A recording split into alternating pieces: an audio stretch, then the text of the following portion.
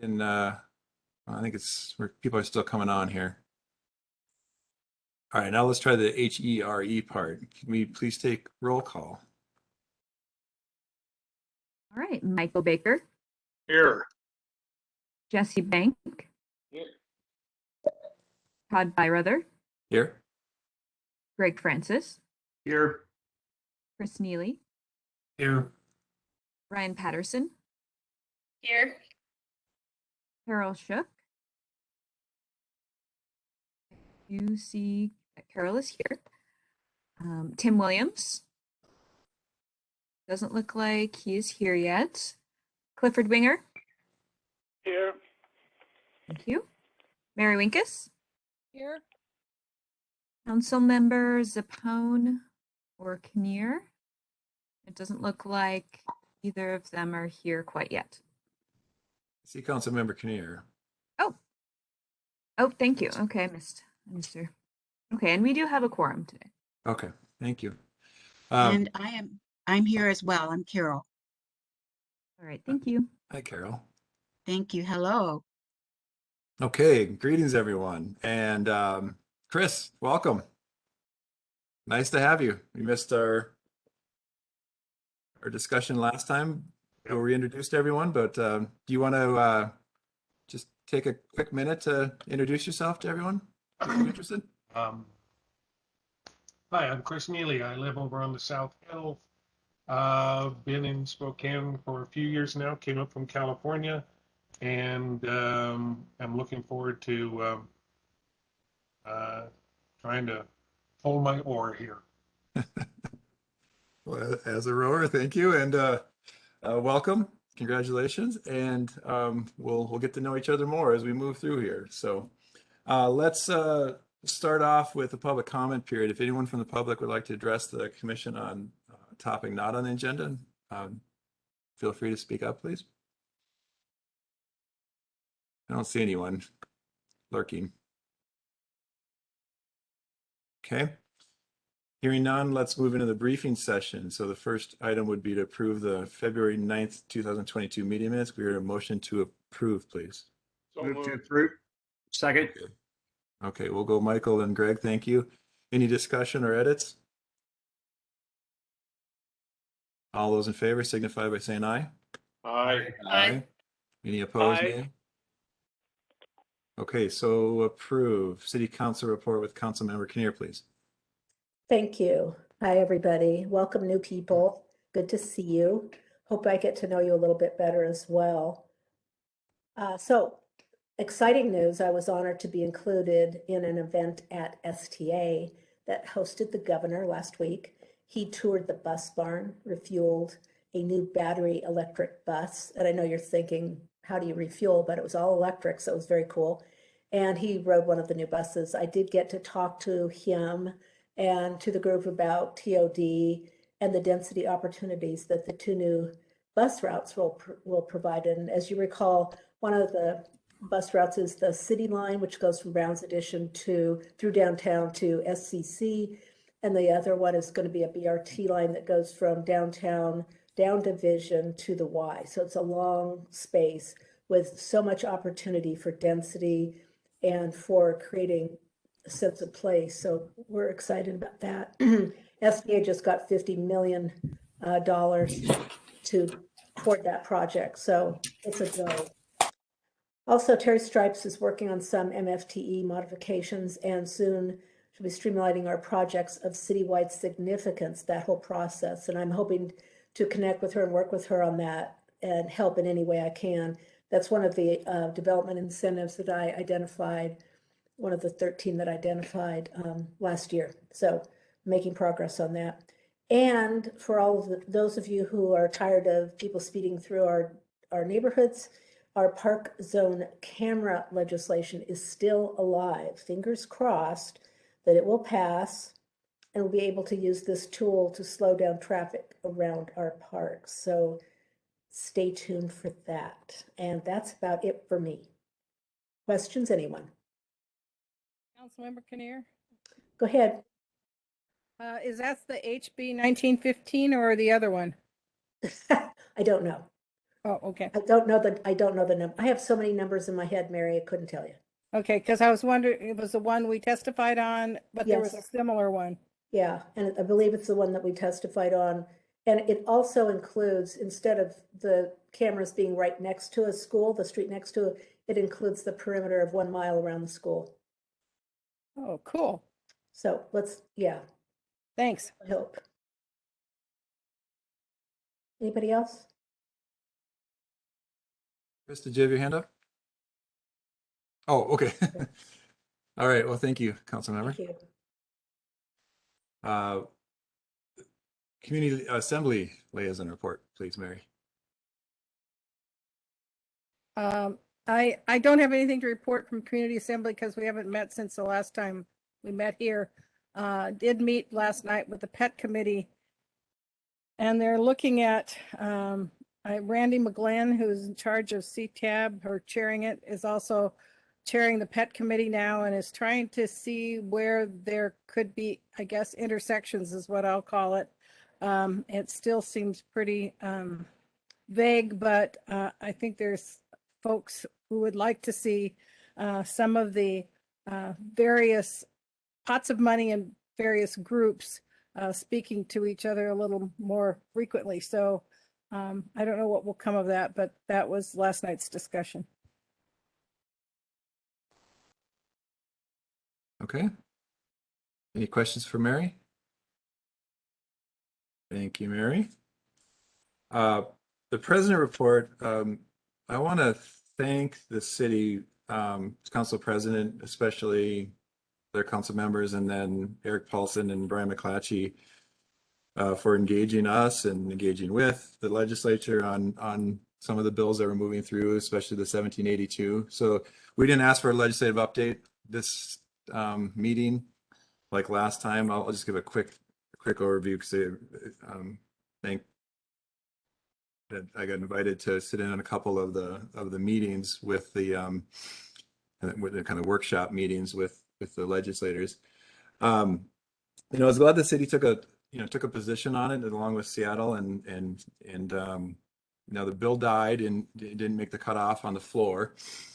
And it was interesting studying the process because I think it's relevant to what all these issues we're going through, both in the development code, which we're hearing more today, and potentially moving into comp plan amendments. I think it's, if you step back from a strong position and just watch how those that are proponents and those that are opponents of this, the strategies they use, I think we can avoid a lot of just the the digging in on both sides and get and cut right to some of the technical issues that, I think that was a positive thing that came out of this process is a lot of technical knowledge and discussion was done in committees and in the legislature that all cities can build on. So regardless of whether it moves into legislation, there's clear framework in my opinion on how cities can approach this locally.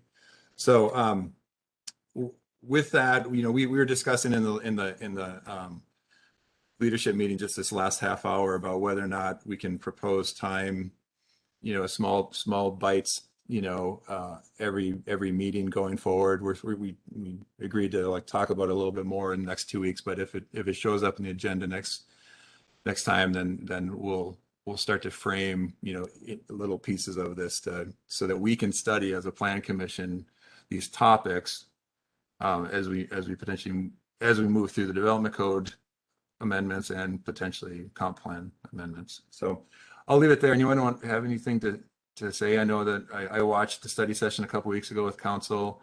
That was discussed at the time. That was before cutoff date. There's good discussions about density, about TOD, about all of the usual suspects. Any comments? Concerns? Okay. I'll leave it there. With that, we'll ask Cliff for Transportation Subcommittee report, please. Good afternoon. We're going to meet on the 1st of March, next Tuesday, And Kevin's going to give a presentation on the 6-year comp street program plan and the matrix scoring. So that's all the information I have from the transportation subcommittee.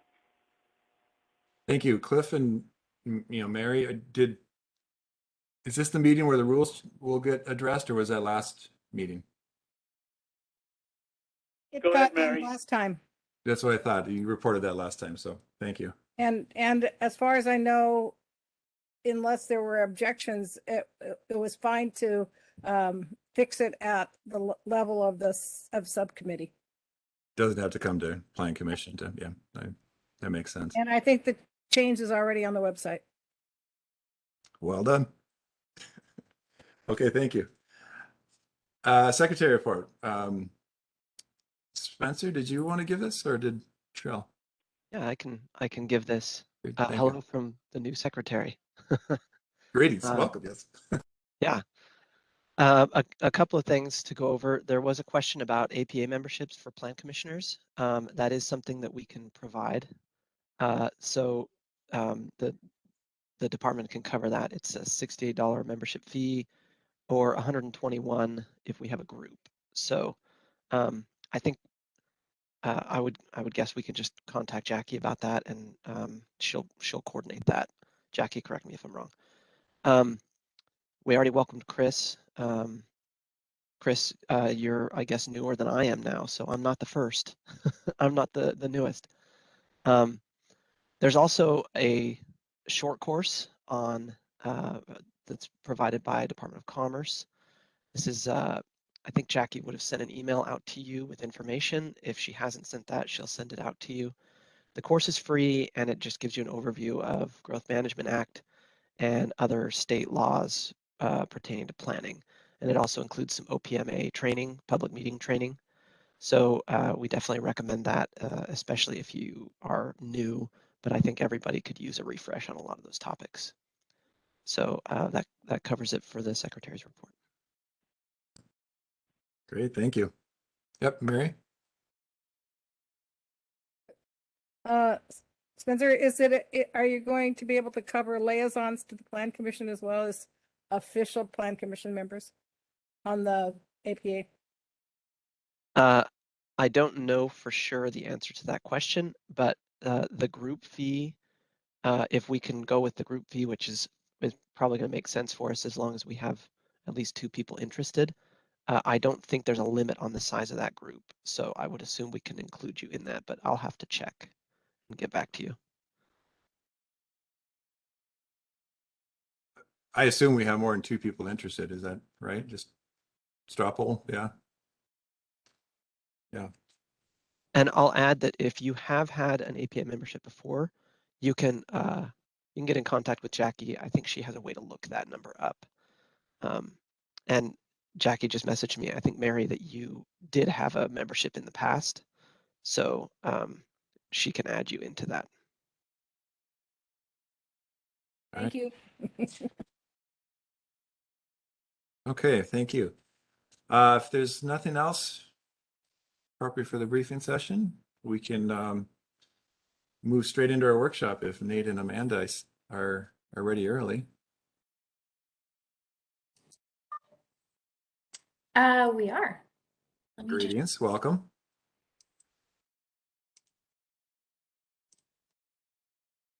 We're excited for today's topic. Good. Yeah. Good afternoon, Plan Commission. Thanks for having us yet again. I hope you guys don't get tired of seeing us. For our new Plan Commissioners, I'm Amanda Beck, and I'm joined by my colleague, Nate Gwynn. We're both planners in the Long Range Planning Division, so we focus on code amendments and comp plan amendments and neighborhood plans.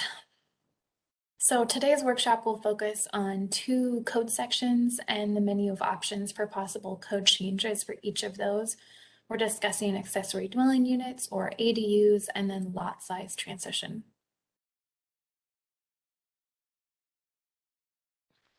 The code changes we are making are guided by the policy documents you see on screen. Within this tree of policy guidance, the central sort of trunk, if you will, is the comprehensive plan. We adopted our comp plan in 2001 and completed a major update most recently in 2017, in addition to annual amendments that we go through. So the goals and policies provide a backbone for our project, especially policies around housing. We'll discuss those in a little bit more detail as we get into this. Building on the policies from the comprehensive plan is the Housing Action Plan, which was approved by Council in 2021. The Housing Action Plan, or HAP for short, identified actions that the city and community partners can take to promote and encourage construction of both more housing and also affordable housing. So City Council's implementation plan is another guiding document, and that details further action steps in addition to what is in the HAP, as well as the Mayor's July 2021 Housing Emergency Proclamation.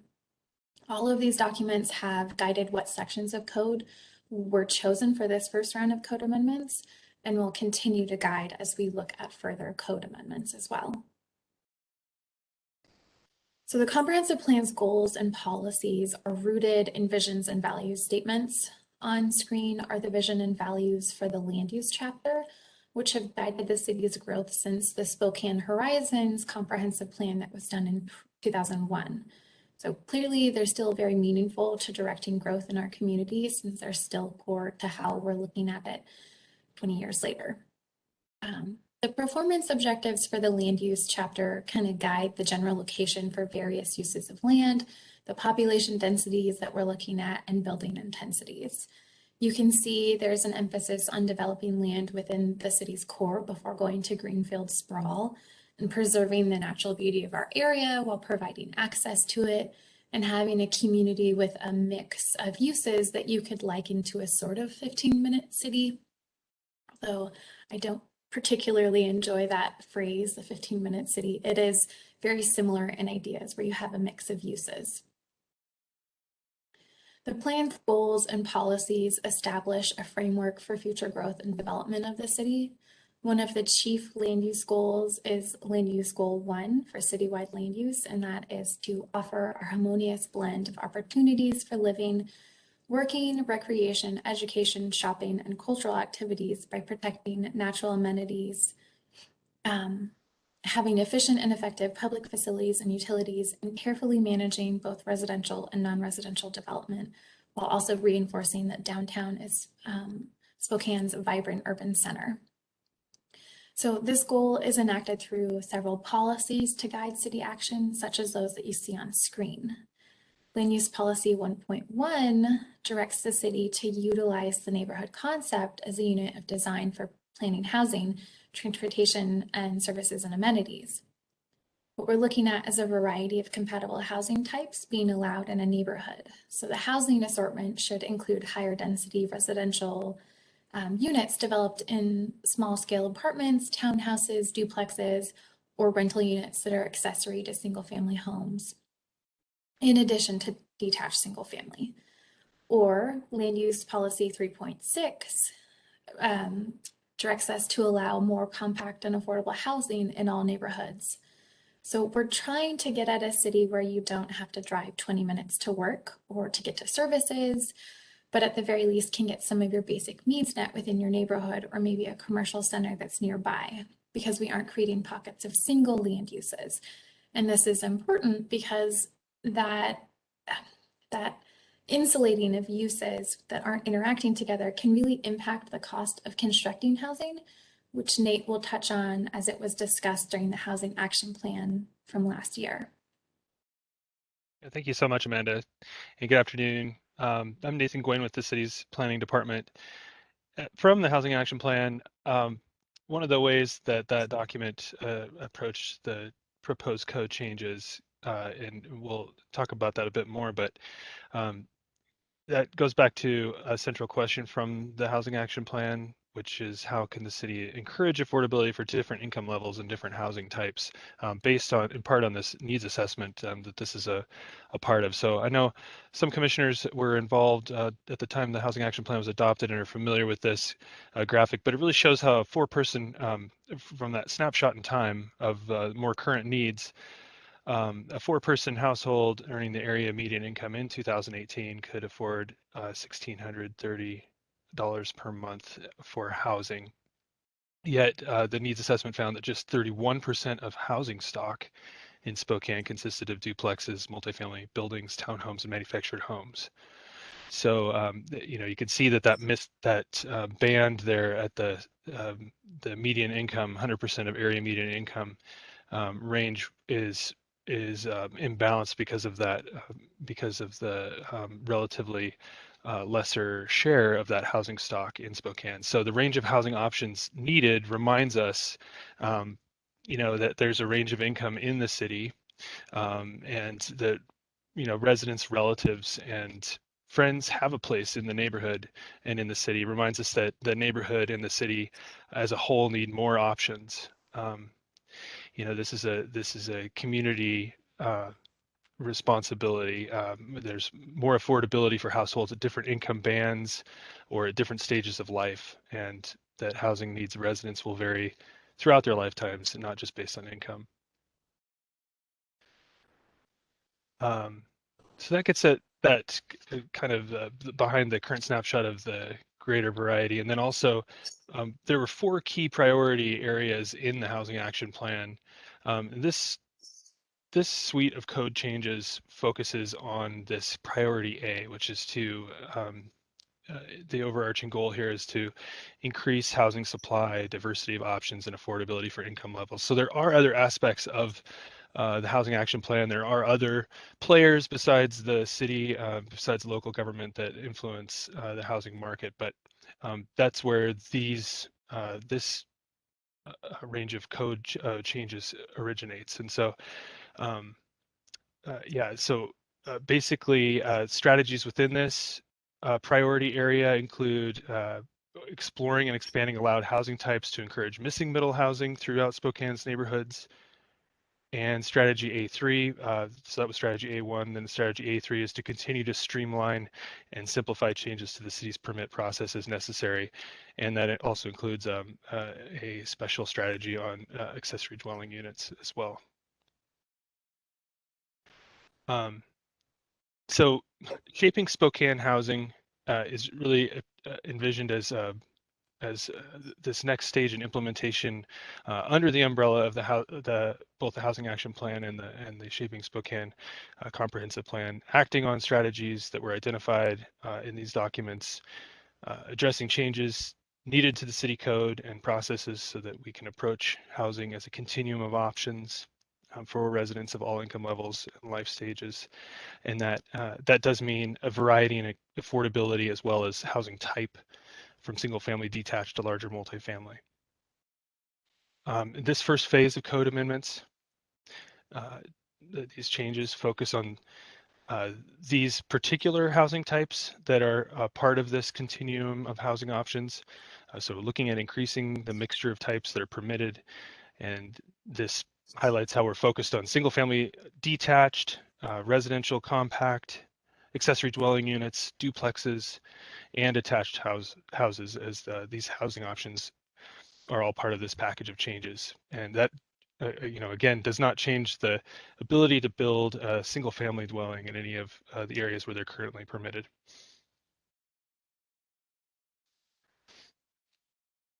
Thanks, Amanda. Yeah.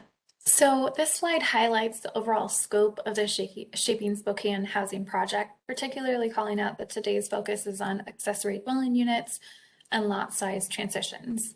Staff proposed a menu of alternatives for draft language that Plan Commission can hopefully give us some direction on.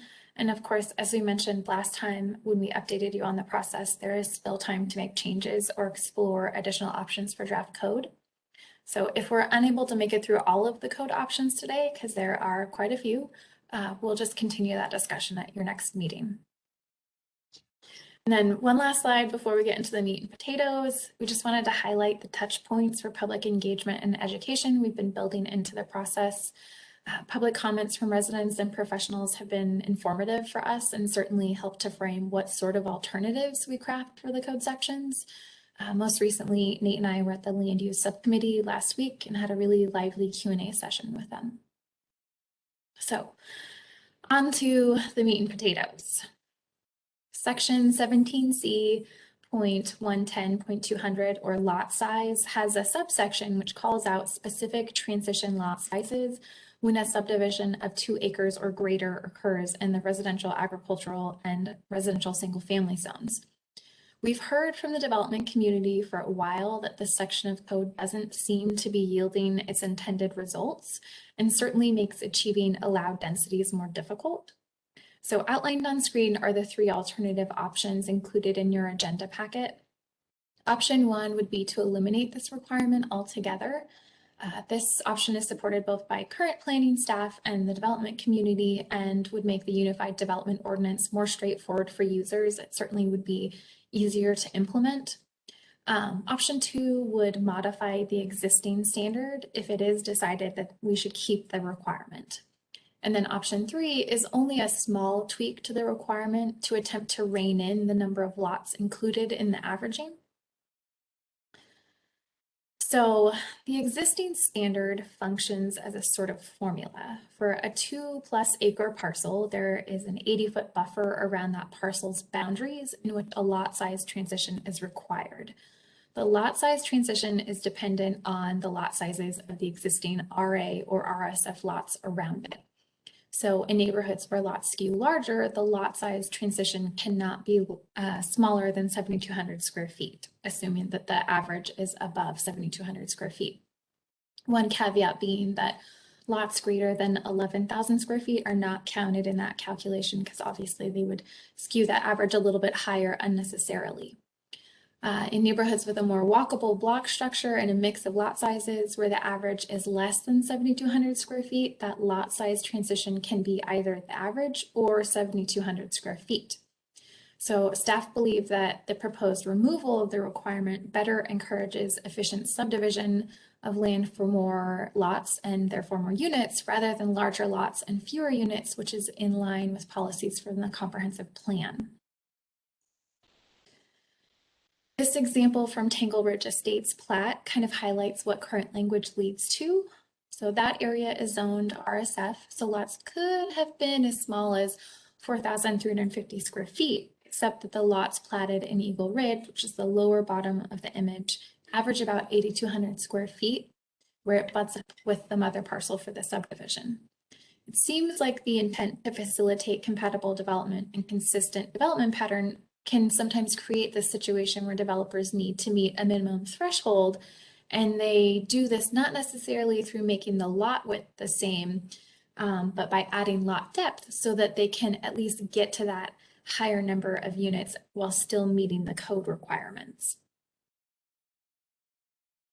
The second code option would be to modify the existing language such that the 80-foot buffer is maintained, but the lot size transition is based upon only the block being developed. And those lot sizes cannot be smaller than 75% of that block average. So if the block average is, say, 9,000 square feet, then the lot size transition would be 6,750 square feet rather than 7,200 square feet. Lots across the public right-of-way would not be counted into that average. So you're basing your average on a smaller number of lots. We believe that public right-of-way is considered enough of a transition when you're talking about, your kind of experience of walking through, biking through, or driving through a neighborhood. Additionally, this requirement would not be required for planned unit development, since they are able to modify some things like minimum lot size, lot depth, and lot width standards as outlined in 17G.070. The final option would be basically a surgical code amendment to at least rein in the scope of what parcels the developer might have to calculate the average upon. So all of the existing standards would remain, except that parcels zoned RA and RSF that are across the public right-of-way would not be factored in for averaging purposes. And then again, it would not be required for planned unit developments. So we tried to give you a range of options in what you wanted to consider, but certainly are looking for direction from you on which one you think makes the most sense, or if there's one that we haven't considered that we should draft language about.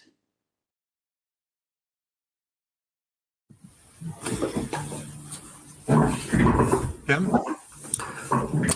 Thank you for the clear presentation. Can you hear me okay? I just want to check my, Yes. okay. I'm very much an advocate of eliminating the requirement, but I had one question when I was going through one of the handouts that talked about new subdivisions and potentially keeping some of the requirements, if I understood that correctly. There was like a 23-page, anyway, there's a multi-page handout. Would this eliminate it totally for both existing and new areas? Because I think that makes sense. So if a subdivision had already been platted, we would basically consider those to be in existence. But if you had, 2 acres that you were subdividing after this would be enacted, then if we remove the requirement, it wouldn't be. Or you're talking about a piece of land that had been previously subdivided, but not actually platted with lots, just subdivided. I'm going to have to go back and look at my briefing paper. So I think you answered my question for now, but I'm going to go back and take a look here and I'll come back Sure. on if I need to. If that doesn't answer your question, please let me know. Okay. Greg? I support elimination of the requirement. I think that's just the best approach. Thanks.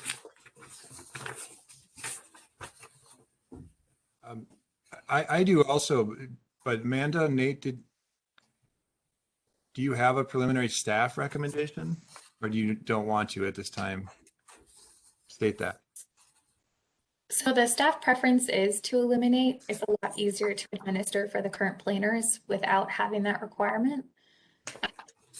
Also had heard some comments from the development community about this for the last several years. Mm-hmm. So the recommendation would be to eliminate it, but again, we didn't want to limit what you had in front of you, so we provided a range of options. Okay, thank you. Carol? Thank you. Can you hear me? Yes. Oh, great. Thank you. I just wanted to clarify, are you talking about eliminating RSF zones and RA zones, eliminating those type? No, Commissioner Shook, so what we're recommending is removing a requirement that if your property is residential, agricultural, or residential single family, if you are adjacent to lots that are larger than what the base zone lot size is, you wouldn't have to transition in lot size. So if you're adjacent to a 9,000 square foot lot, you wouldn't have a medium-sized lot, if you will, and then whatever base zone. So we would take that requirement away and you could develop a lot at whatever the base zone requirements are. I see. Thank you.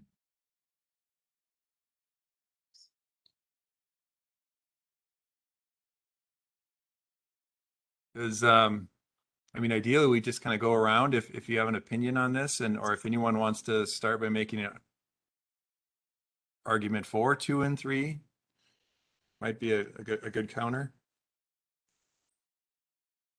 I do have a question to kind of follow up on Tim's question. I know this was an issue that came up during the Garden District PUD process. Would this, and I'm looking at the map right now, and I see that all the plats are already made. Could they go back and, I don't know if construction has begun there, but could they go back and revise that to, as I know Greenstone had indicated a desire to do smaller lots if possible, and that the transition lots, this rule prevented that. Could they go and revise now if this went through? I'm pretty sure they would have to go through a replat process. So they'd do their preliminary plat and then their final plat again. It might be worth it in that case, depending on how many lots they could get out of the process with this requirement eliminated. That might actually be financially feasible. I guess it just sort of depends on, if the application and noticing fees are worthwhile for the number of units that they would yield. So in theory, yes. Right. Okay. Yes, it would replat. Thanks. I'll double check after and just make sure that's correct. But yeah, I believe they would replat.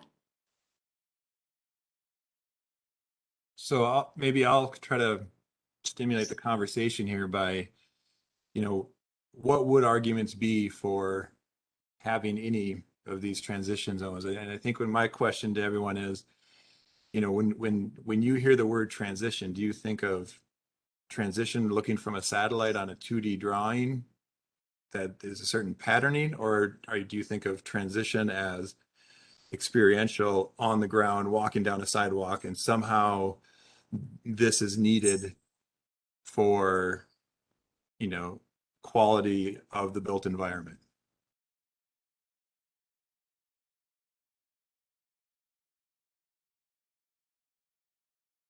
Go ahead. My I would actually support 2 or 3, but I can only imagine that it's more the concept of small lots versus big lots for people that do support the transition lots. And as we've seen in that example that was provided already, that the frontage may not be consistent across even a transitional zone, and it might end up being either narrow, deep lots or wide, shallow lots.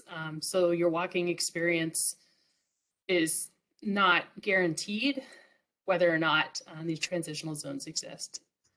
So I am having trouble coming up with great arguments for keeping 2 or 3. I guess to me, the primary positive aspect of this transition lot requirement is for those large lot owners that don't want to see a number of smaller lots next to them. And I just can't agree with that concept. So, but I think that was personally, I think that's what the intent of it was that, well, if we have larger lots, that we want to have a slow transition to smaller lot sizes to maintain more of a consistency within a specific area. And I think that violates a number of concepts in my mind, including individual property rights and the ability to develop what you think you can develop within the current code. So, And another way to state that, Greg, I agree with you, is, we need to look at this from consistency with the comp plan. And I really challenge to find consistency with a general theme of larger number of smaller, units or smaller lots, which is in many parts of the comprehensive plan. So can anyone think of part of the comprehensive plan that would really advocate for this?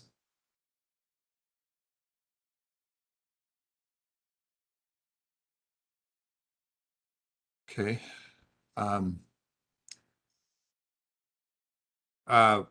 So in this, Nate and Amanda, would you like us to have a straw poll on this?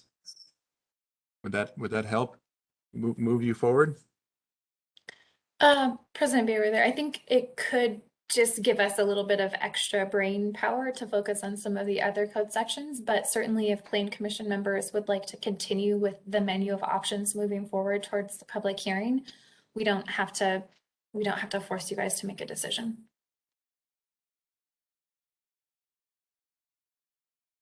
Well, maybe let's just do this quickly. Kind of a straw poll. How many are in favor of LT option 1? Me. I'm just kind of looking around. Hands Jesse, here. Yeah. also, I'm in on the phone. I lost internet, so I'm voice only right now. But I am in support of option 1, eliminate also. Okay. Anyone want to state preference for 2 or 3?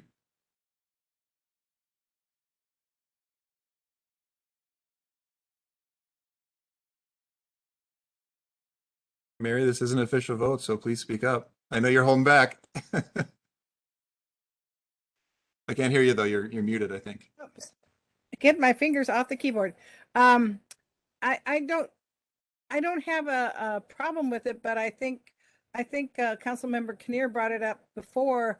A lot of it has to do with not the lot size so much as it has to do with buffering, with landscaping, and a number of things that are not this, and we don't seem to have that particularly well in hand. But if people don't want to look at a lot that's much smaller, they have the option of buffering with landscaping.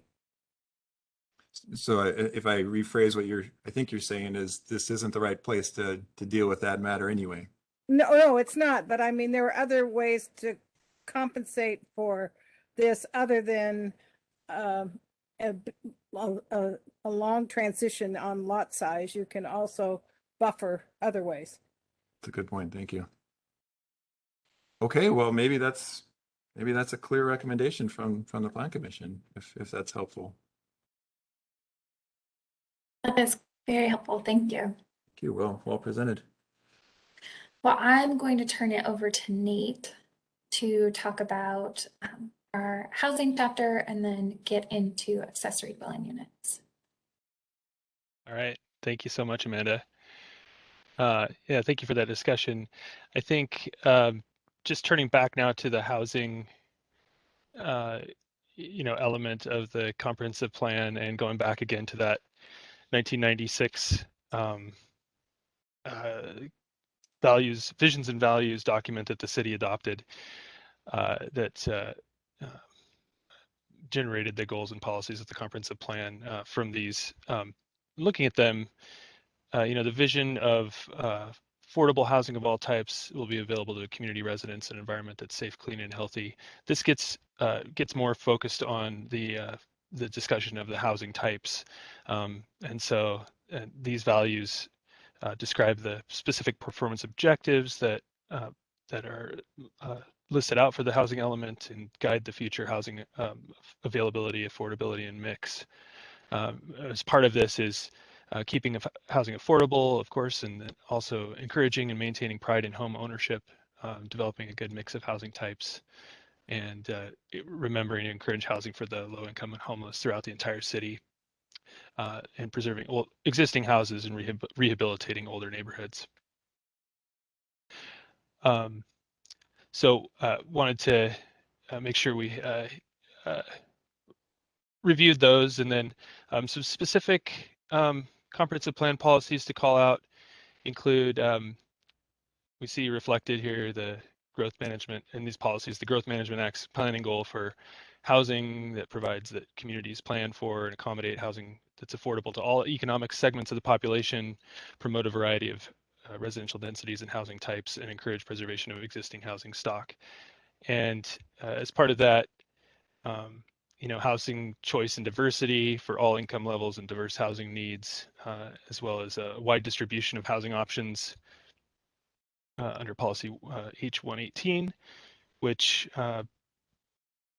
does apply to throughout the community for people of all income levels and special needs. And then finally, a policy for accessory dwelling units, that's H120, that concerns the next topic, which are to be ancillary use to single family homes in all residential areas and offers an affordable housing option for smaller households, using existing residential lots.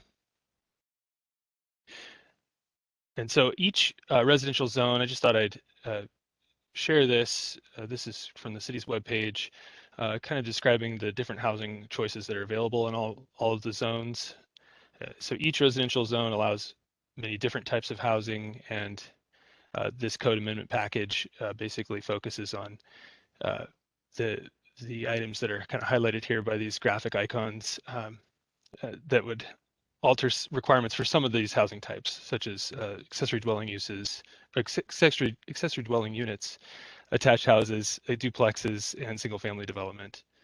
And potentially adding a new area in the residential single family home for duplexes, but otherwise you can see that accessory dwelling units are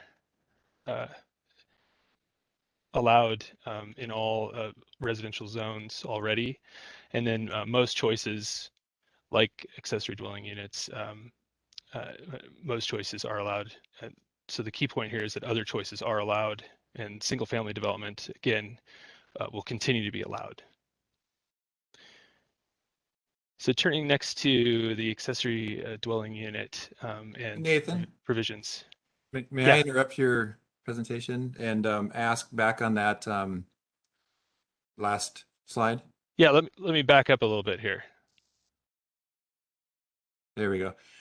So as I wrap my head around this, and in the other discussions, we're not looking at attached housing today or duplexes, but when we did last time, we talked about that those, like a duplex, for example, could be considered a half unit, which is one pathway to, accepting these, because cottage housing has a similar formula, right, of half or quarter or something.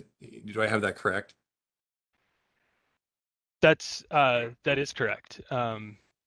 That if they're capped, so the proposal that was presented by the city's consultant makers Yeah.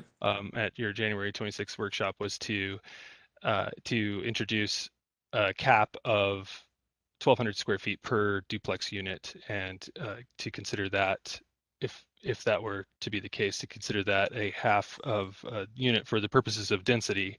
And then I would note that, going along with the desire to remember to encourage home ownership in that model, that the attached housing would have a similar provision where you could do either a duplex, and that would be available for that housing type, and households that are seeking a duplex environment, or for an attached housing option, also to allow that 1,200 square foot alternative density calculation. So that 1,200 is a number.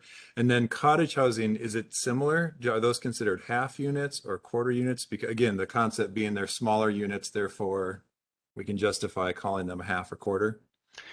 Cottage housing is a little different. There is a density bonus that's included with that. So that's a conditional use. And most of these are just allowed outright, but for cottage housing, it requires a bit of a higher level process, and would require higher design standards. And as to offset that you get a density bonus for development of cottage housing. Those unit sizes are also capped, so that's another consideration, is 1,200 square feet for a detached cottage. Okay, but we don't then apply half or quarter units. We just get the density bonus to address that. Yeah, that's an existing section of code that isn't part of these amendments. Exactly, but just for comparison. And then with ADUs, then similarly, we don't call it a half a unit, so it's not a 1.5 units, with a primary residence and a accessory dwelling unit. We don't give a bonus though, do we? We just allow it. Yeah, we allow it, and that's I guess you could say that is, again, I guess in this case, those are accessory uses, so they're accessory to a dwelling unit, and not necessarily, separate but equal. They're part of the package. Okay. No, thank you. That's helpful. Is that because the units have already been defined prior to, like it's when the lots were defined, and then this is just an accessory on top of it, and so it doesn't matter? In a sense, I think it came out of the Growth Management Act that cities and counties are to provide for, that participate in the growth management planning, that provide for accessory dwelling units. So I think that's part of the assumption going along with the growth management, is that this also includes an accessory dwelling unit. So in a sense, yeah, the lot is developed. It's assumed that this is a allowed use on that residential parcel. Thank you. Yeah, so kind of jumping in, accessory dwelling units are, as I said, allowed currently. Sometimes they're called second units, or mother-in-law suites. They can, in the city of Spokane, they can be built a number of different ways, and so that's depicted here, whether detached or attached, and or conversion of some existing space, or the different combinations that are available. Looking at these items that are listed here that the city's consultant makers discussed with you at your January 26th workshop, they follow the guidance documents, which are indicated in the lower right-hand corner pretty closely, including the Housing Action Plan, which advocates for or suggests revising accessory dwelling unit standards to allow additional flexibility, and the proclamation addressing housing emergency, especially for amending the code section on accessory dwelling units to reduce parking requirements from 1 stall to none, remove the owner occupancy requirement and related covenant, and adding flexibility to size and dimensional standards, and others. And so you do see quite a bit of alignment here with these recommendations from the city's consultant. And so I'll go through these 7 items and then pause for where there are options identified in the draft for discussion. So starting with the size of detached accessory dwelling units, the maximum size and additional standards can affect the accessory dwelling unit size. So like many of these comparative cities that are shown here, there is a maximum size in Spokane. We propose changing that from 600 square feet to 800 square feet as part of this process. And then a lot of these cities have a cap that's based on lot area. So for the building coverage, for example, on a 5,000 square foot lot, which is currently the smallest that can be built on for an ADU in Spokane, that would result in a building coverage based on 15% of 750 square feet.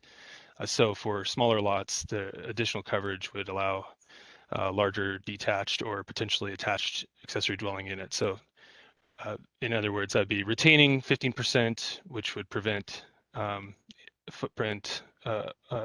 footprint of accessory dwelling units on lots larger than 5,500 square feet, which is just slightly above that existing minimum, and then minimum lot size. And then for smaller lots, a new 20% coverage on lots smaller than 5,500 square feet, with only available with if there's an ADU on the lot that would accommodate that larger detached footprint. Nathan, can you refresh us how floor area is determined in a DADU? Does it include both, if there's 2 levels, obviously, we're talking about heights later, if it's a garage, how is that calculated? Yeah, thanks for bringing that up. That's actually part of this, is recognizing that or clarifying through the text amendments that the city could use the definition of floor area, which describes what is all calculated as part of the development code. It's going to slightly differ, but there's going to be some alignment with the other codes, the building codes and other codes.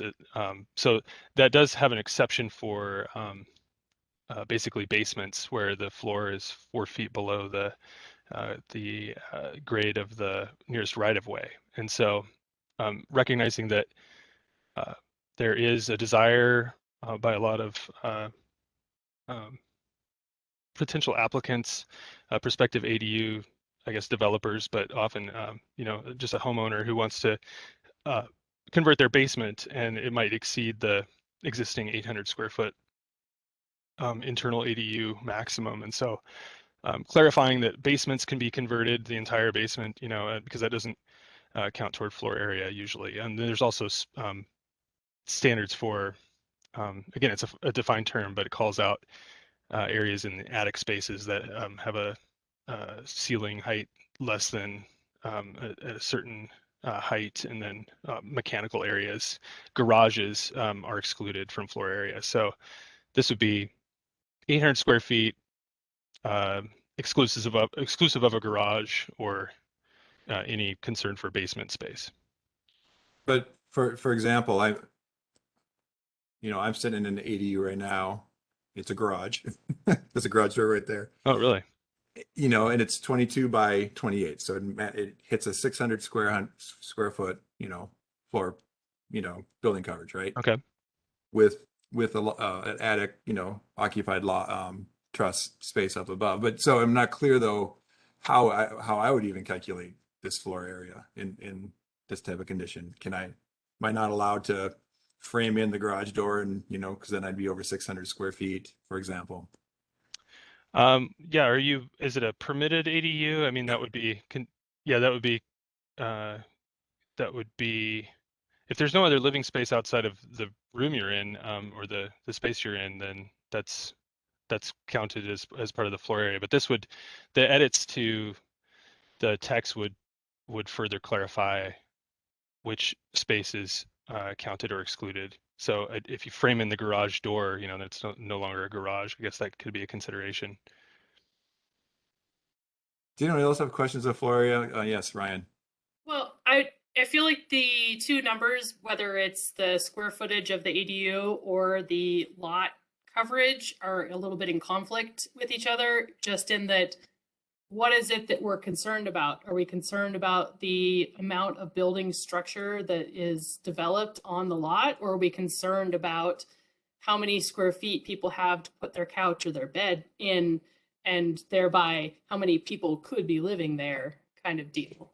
I feel, it's like there's two different reasons why those things are come up, identified. Right. It's defined as an accessory use. So that's part of the definition, is that it's limited in size, and there is a provision that the household, that the number of people be limited to the same as the household. That can't be applied anymore, but it can be applied based on the square footage that's contained in the floor area, and so those limitations are related to making it an accessory use. They're also related to the proposed parking changes that we'll get into later. Right.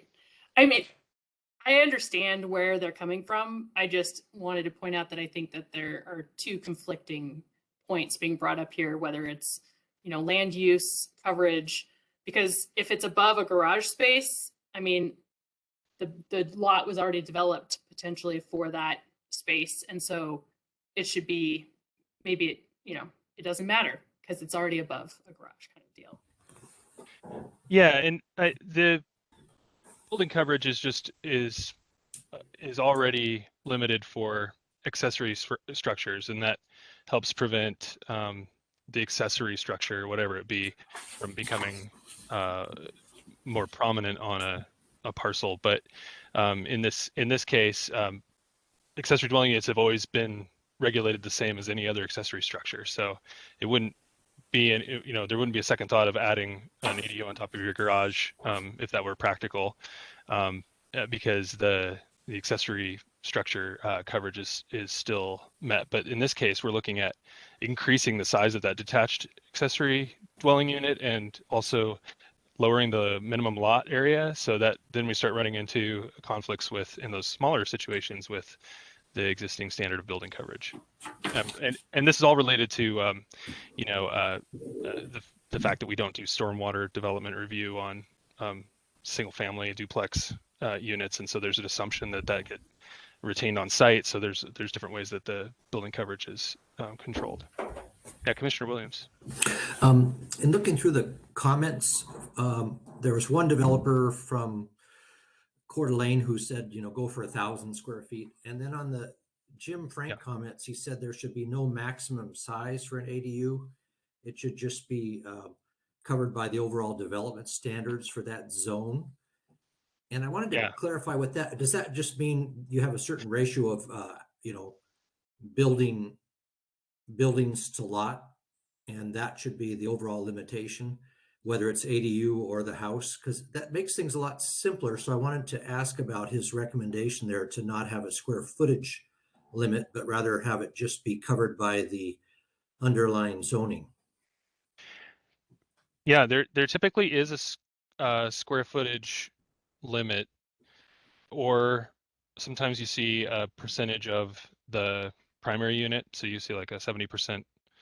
It can be 70% of the square footage of the primary unit, or some combination, like the way they work together is sometimes there's whichever is less or whichever is greater. Like a lot of City of Spokane Valley has that kind of a percentage approach. I'm not totally sure right now off the top of my head other examples, but I think the complicating factor with the proposal from the Coeur d'Alene example, and then looking across at Seattle, similarly went up to 1,000 square feet, but then the state of Washington has prevented local jurisdictions from capping the number of people that are on that are in combination in the house and the accessory dwelling unit on the site, which is something that our code had attempted to do, and also Seattle's code. So I think it may be it's a prevailing trend to have a cap of a square footage of floor area similar to what we see here in these examples.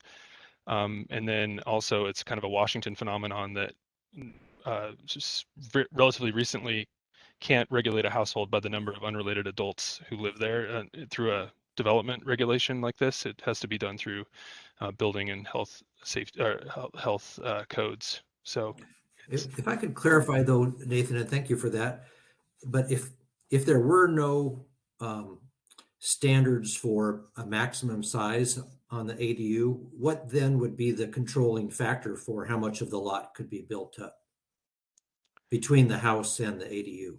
Yeah, it would be in floor area ratio, which we'll get into in a second, and also building coverage. Then there's other limitations on bulk, height and setback and so forth. Okay.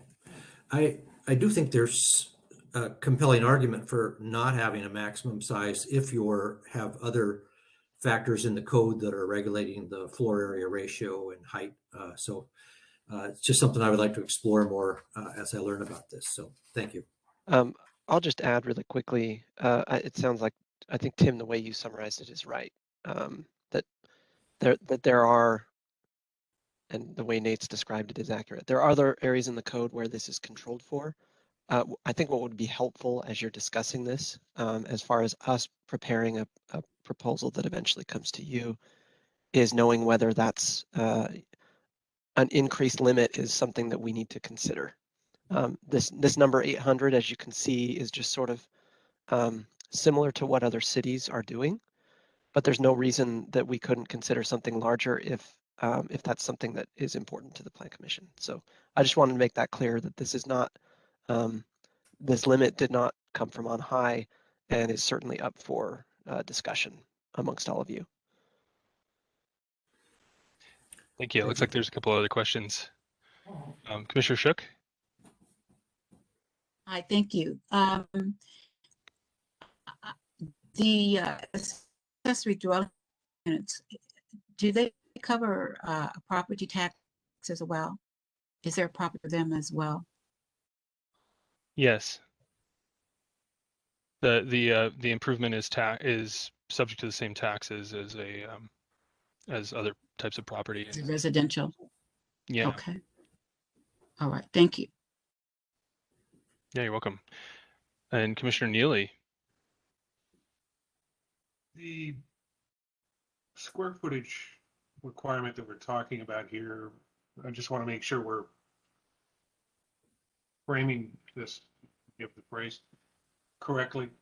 This is specifically for detached ADUs. This does not include above garage or garage conversions or so on. Is that correct? Yeah, the increase would be to detached ADUs, although that could be a garage conversion if it's a detached structure. But there is a sort of parallel clarification in the code related to internal ADUs that would maintain that 800 square feet, but specifically call out basements as something that could be a full basement instead of trying to limit the floor area in a basement situation as well. Does it make sense, or is it complicated? I mean, in terms of in California, ADUs are popular, for example, in Los Angeles. It seems like we would want to encourage, ADUs that might be detached, obviously, but also might be interior upper level, interior lower level basically above garage, that sort of thing, and have specific requirements for those as well. Does that make sense? Yeah, because it's a conversion of space, and it's perhaps less of an impact on, that you don't necessarily see the change of the structure. It's hidden within the existing structure. I'm just going to cut in here, and I'm concerned about our ability to get through everything here. Yeah. I wonder if we should just go ahead and get through some of the questions are good questions that I think might be helped by subsequent slides, because there's still a few topics that we need to cover, and I just want to make sure we get through everything. So it's okay if we just hold questions until the end at this point. After my question. Yeah, we might have had a couple hands go up Okay. Before That's you fine. cut it off. Well, my question is, 800 square feet. What can I reasonably do within 800 square feet?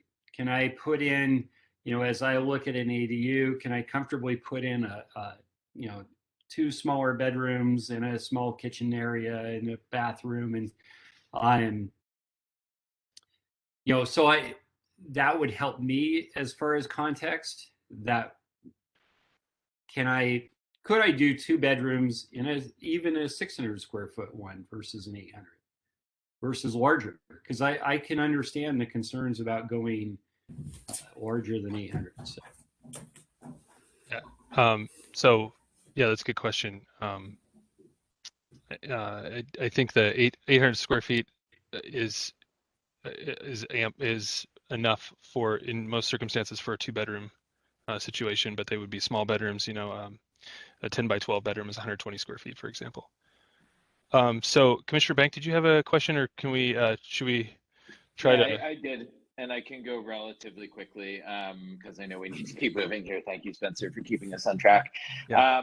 Just curious, back to this issue of, are there other things already in the code that are functionally limiting the size of ADUs? Has there been any look at, say, an average lot with an average home on it in the city, which seems relatively homogeneous in various areas? Have you looked at all at what the existing functional limits, say there were no ADU requirements, how big an ADU on average that would allow you to build? Like, how much is there under the existing houses, lot coverage and FAR and all of that? There's been some examination of our parcel size by the consultant, but I don't know if that has been extensively modeled. Yeah, I'm just curious, because it seems to me like we're talking about doing I always struggle with creating regulations that are like doing something that other regulations are already doing functionally.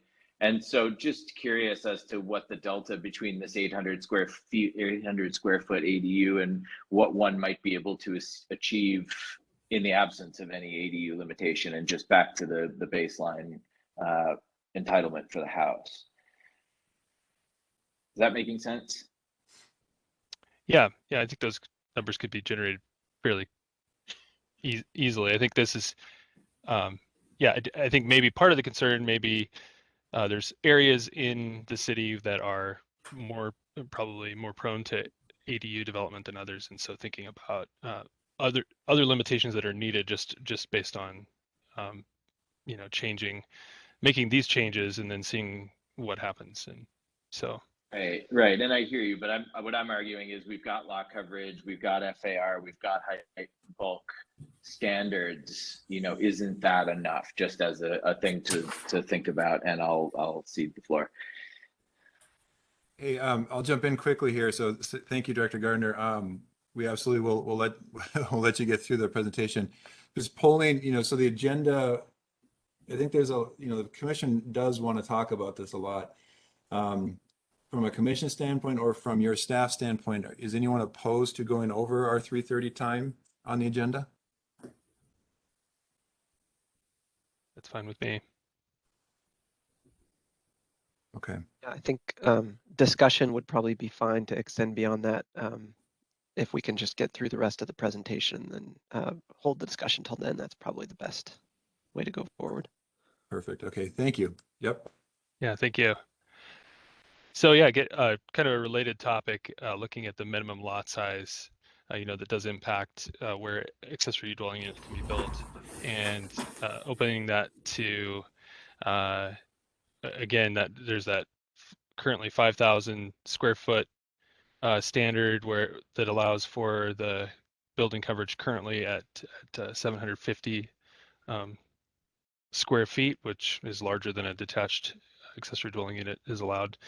But looking at that there are other residential zone lots that are less than 5,000 square feet, and then the reality being that under 3,000 square feet, even at 20%, that accessory unit coverage would turn into a 600-foot maximum. So kind of looking at, again, at the way the standards play into each other. But these comparative cities, you'll note that there are a number that have no minimum lot size, and so that's the proposal under the draft that was circulated for this. And maybe we'll try to roll this topic into the next for discussion, because the next one is also related. It's for floor area ratio, and you'll recall I'm using the same slides that makers presented with some tweaks where necessary, but these are the same slides that the consultant shared with you at the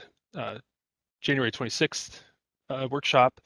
And so the current floor area ratio of 0.5, you can see depicted across the top row, the different configurations that could take.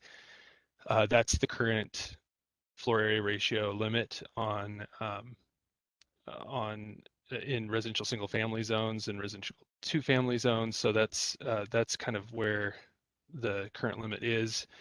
It does include both all of the residential primary residential, or the living space, so the primary house plus the accessory dwelling unit. And so looking at this chart, again, this comparisons of different lot sizes going down even down to 3,000 square feet with an ADU and a house at FAR of 0.5, considering that the existing standard, again, 0.5 for RSF and RTF, and the proposal of 0.6 for lots that are smaller than 7,200 square feet would allow for a home size that for the American average home size is 2,400 square feet plus an accessory dwelling unit. So again, the FAR applies to both the house and the ADU, but not the garage. And so the different lot sizes are depicted here, and what would happen if that changed to 0.6 under 7,200 square feet. So that kind of concludes floor area ratio and lot size. So we've talked about the detached unit size, the minimum lot size, eliminating that requirement, and then giving a small bonus on of 0.1 over for lots that are under 7,200 square feet. And incidentally, the way this is worded is it's a bonus of 0.1. So for certain situations, like for attached housing, the existing FAR is 0.65 for residential single family. The next series of slides, I know that there'll be some discussion about. So looking at setbacks and wall and roof height, this graphic was presented to you and is in the draft, but it shows that, or it would enable, with the height increase, it would enable the need to use dormer windows or shorter walls, which are more expensive to build.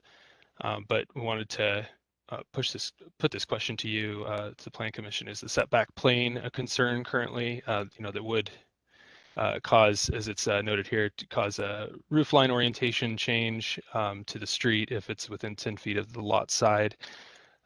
And again, this was reviewed at your January 26th workshop, but wanted you to know that this is this is an option, and the team is still modeling for different roof types, different structural scenarios, such as a ground floor ADU with no garage. But wanted to have the conversations with you about whether this is needed, or if there's any concerns among the commission members currently. And can I just clarify there? I think where it would be helpful to get some direction from Plan Commission is that there's a feeling that this is a really complicated concept to include in the code. It's going to be difficult for some people to understand, and I think it would be helpful for us to have some direction on whether it's actually worth spending the time to try to get something that is understandable, knowing that we may never actually get to a perfect place of understanding. It's just really a complicated concept. So is it worth that additional complication in the code that's probably going to raise a lot of questions from people? Yeah, thanks for the clarification. And I think I don't know, Nate, if you were going to try to take comments here, but we should probably keep moving and maybe come back to this one. Okay, thanks. With everything else. Yeah, sounds good. So keep that question in mind as the height increases. Is this kind of a concern that should be captured as a graphic like this, or should we try another approach? So for kind of a related topic, this didn't come up necessarily at your earlier workshop with the consultant makers, but we have been talking about this in other workshops, and this would effectively what's presented in the code are two different options, or in the draft in your packet, that currently the accessory dwelling unit roof pitch must be the same as the predominant roof pitch of the primary dwelling.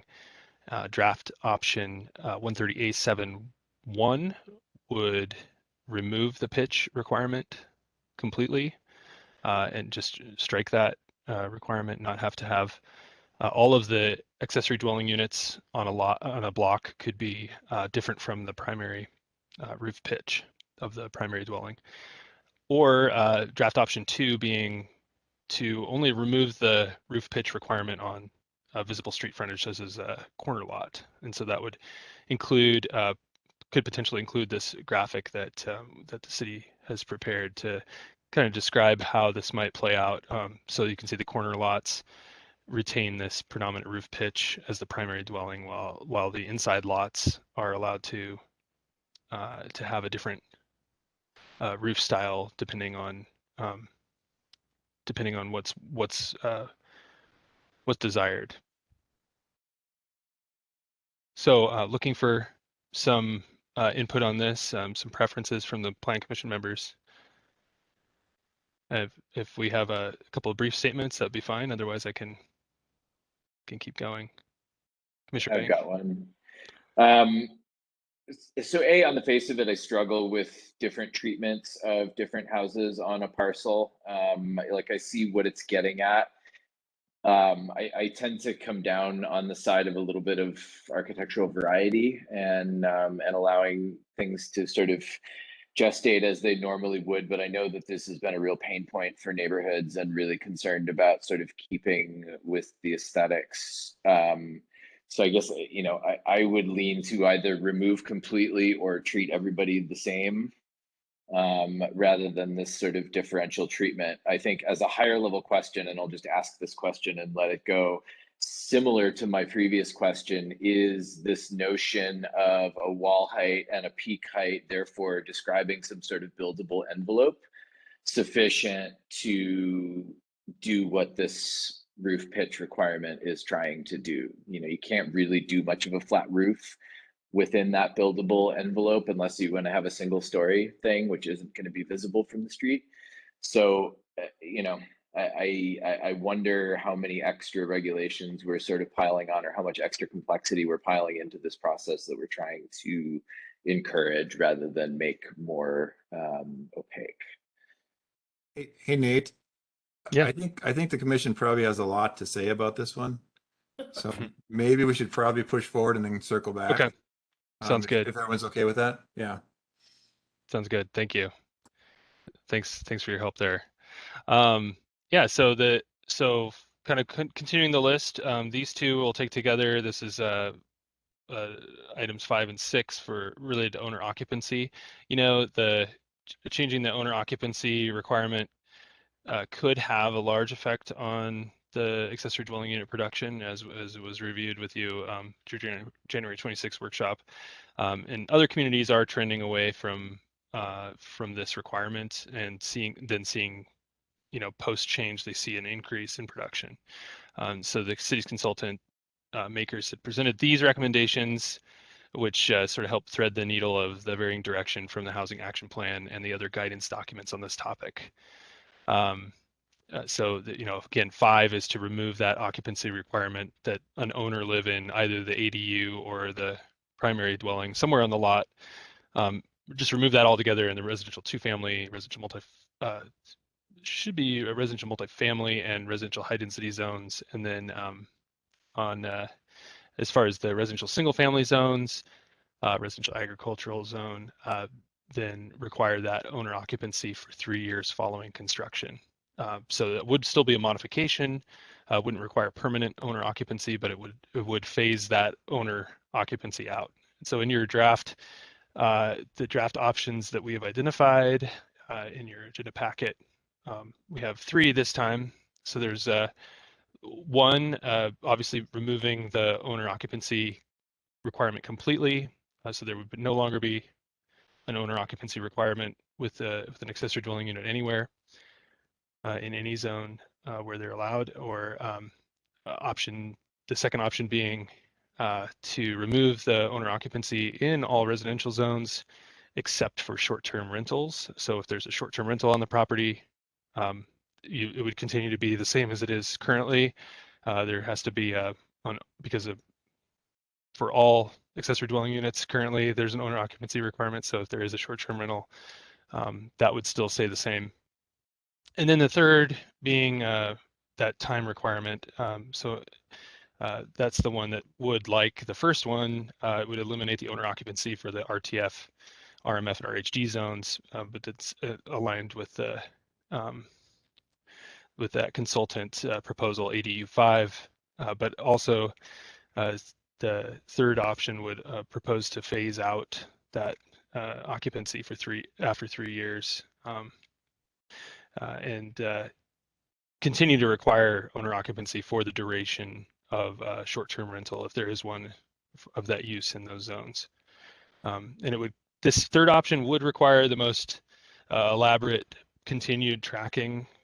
So it's not preferred by staff, but was called out by the Council's Housing Action Plan implementation plan as a possibility. So that's why it's included here for discussion. And then the final topic is for parking requirements. So currently, as I mentioned earlier, 1 space is required for each accessory dwelling unit. And then the proposal here is to not require parking for studio or 1-bedroom accessory dwelling units. Again, we've developed some optional code text to take a look at. But basically, on smaller sites, there could be either physically or practically impossible to have a accessory dwelling unit with the parking requirement. And then acknowledging that there's a couple of other things at play here. The city currently allows for available on-street parking that has ADA access to count towards parking minimums on that side of the street. And then also there's a exemption in state law for parking requirements if there's proximity to frequent transit, which would affect some of the city. So looking at the draft options in the agenda packet, these appear On page 20, they are, the first would be, again, removing the requirement altogether. And then the second option would be that the one that was presented by the consultant, which would remove some parking requirements for studio and 1-bedroom units and continue to require one parking space if there was a 2-bedroom unit. So that kind of rounds out the different proposals related to ADUs. Should we go back to the sort of master list and pick out of there? Might be a good idea just to have a launching point. Okay, and again, we're at 3:26 here, so we're gonna start discussion, and just let me know if anyone's feels like we're going too long. Okay, let me try to pull up so I can see everyone here. And Nate, Amanda, feel free to help facilitate or jump in when you see people. So let's use the hand feature if we can, or if you're not, if you're calling in. A couple hands up. Yep. Okay. Is it still helpful to have the slides, or? I think so. I can see everyone. What I did is, by the way, I don't know if other people do this, I did the full screen view where then I can pop the grid out and see everyone. So, okay, Ryan, do you want to start? I moved my screen and then I couldn't see myself anymore. As far as both the setback and roof height and combined with the roof style, which I don't see on the slide, but I did think that drawing was helpful. When I first looked at it, I wasn't totally, confident that I understood the 45-degree, but really as I stared at it longer, it did make more sense. I do think it kind of plays into the roof style, especially when we're talking about the allowable wall heights and roof heights, because, by requiring the predominant roof style to match the home, you end up with all of these shed dormers, which the dormer doesn't count as the roof style all of a sudden, but it looks totally different than the primary dwelling. So I feel like people like the idea of the roofs matching, but in practice, it's not there. It doesn't necessarily get them what they think they're going to get. So I'm in favor of eliminating the roof style requirement. I live in an older neighborhood. My garage has a totally different roof style than my house, but it's considered, of the age of the architecture of the home. And so nobody would think twice and say, oh, it's ugly, because I have a flat roof on my garage and my home has a hip roof. So, yeah, we've heard the comment from staff too that it'll often make you match a roof that you might not want to see repeated. Right. Yeah. It could be an existing ugly roof that now you have to match the existing ugly roof and windows of the home that's already there. I read the public comment, and there was, the one developer who's not even from our city or state who liked the idea of the matching roof styles, but it felt really HOA-y to me of, of neighborhood continuity, because my neighbor's roof's not the same as mine either. So I don't, this idea of neighborhood consistency, I think it's kind of doesn't necessarily play well if we're talking about existing neighborhoods in Spokane anyway. Thank you. Greg, and then Chris. Sorry, I was muted there. I agree. As with regards to roof styles, I look at my neighborhood, and I have a 1910, and we have homes that are older than mine, and we have homes that are built in the 80s, and we have every different style of roof that you can imagine in our neighborhood. So I don't think there needs to be roof consistency. I certainly don't want to match the roof style of my cottage home on an ADU. So I agree that we should not change it, or that we should eliminate that as a requirement. Chris?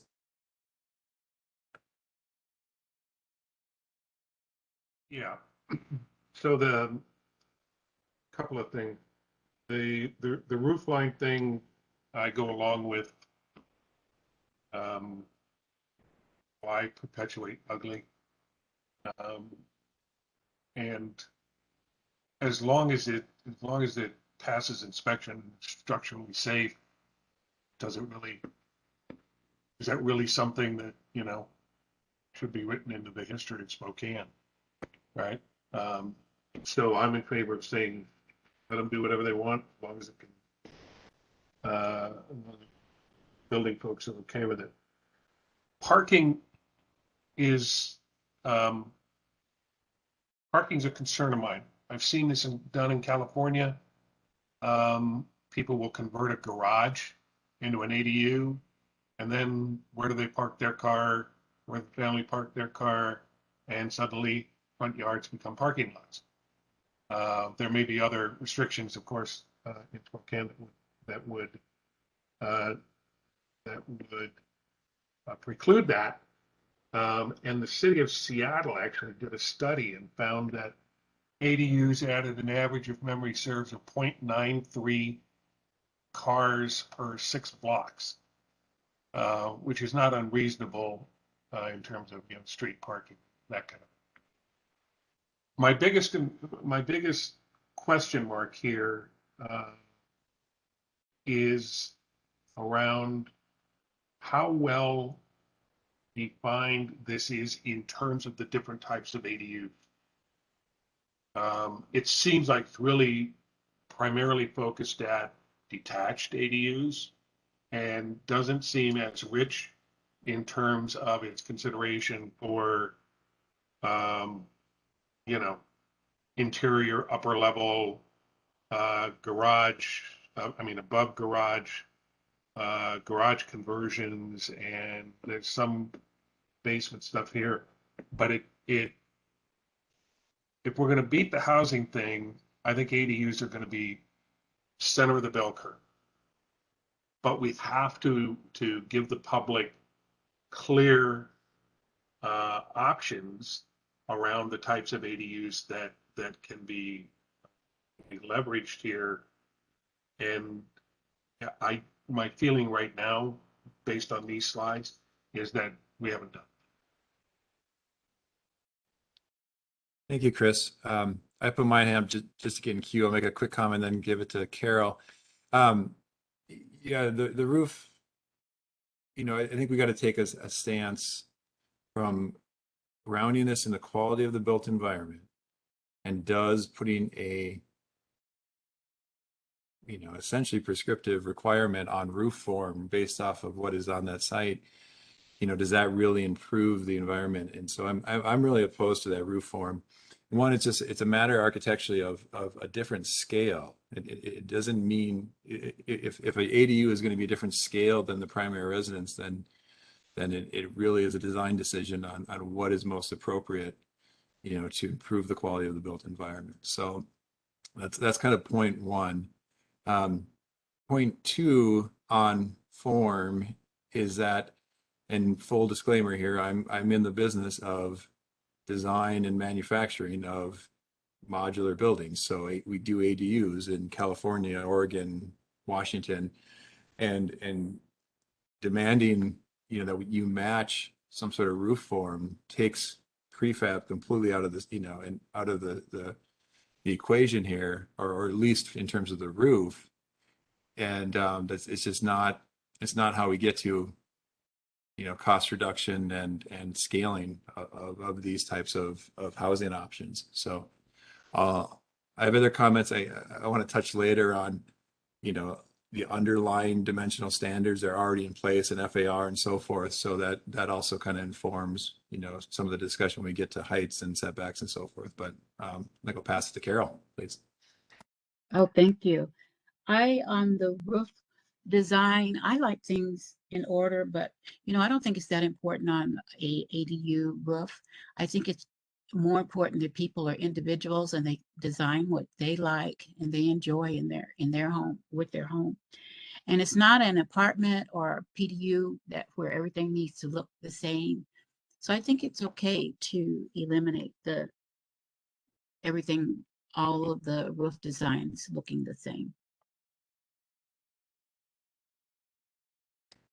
Thank you, That's Carol. my opinion. Mary and Jesse, you fight it out. Who wants to go first? I don't know. Jesse can go first. I don't care. Okay, I was just going to say the opposite, but I'll take it. So I, substantially agree with everything that's been said on all those points, so I won't belabor them at all. I'm continuing to go back to these dimensional standards conversation and looking really in a fine-tuned way at the FAR and the allowable size and the lot size question and how all those things work together. And I think in particular, I'm struggling, I guess, with the magnitude of increase from 0.5 to 0.6 FAR, and I struggle. I struggle to see how you can even get to 800 square feet in a lot of cases. So, I am having a difficult time looking at an increased size requirement that also then may be held down by FAR on the ground. I was trying to do, unfortunately, I've lost my internet. I was trying to do my calculations of what I would be able to build on my property right now. And I wouldn't be able to get anywhere near 800 because of even with the 0.6 FAR increase.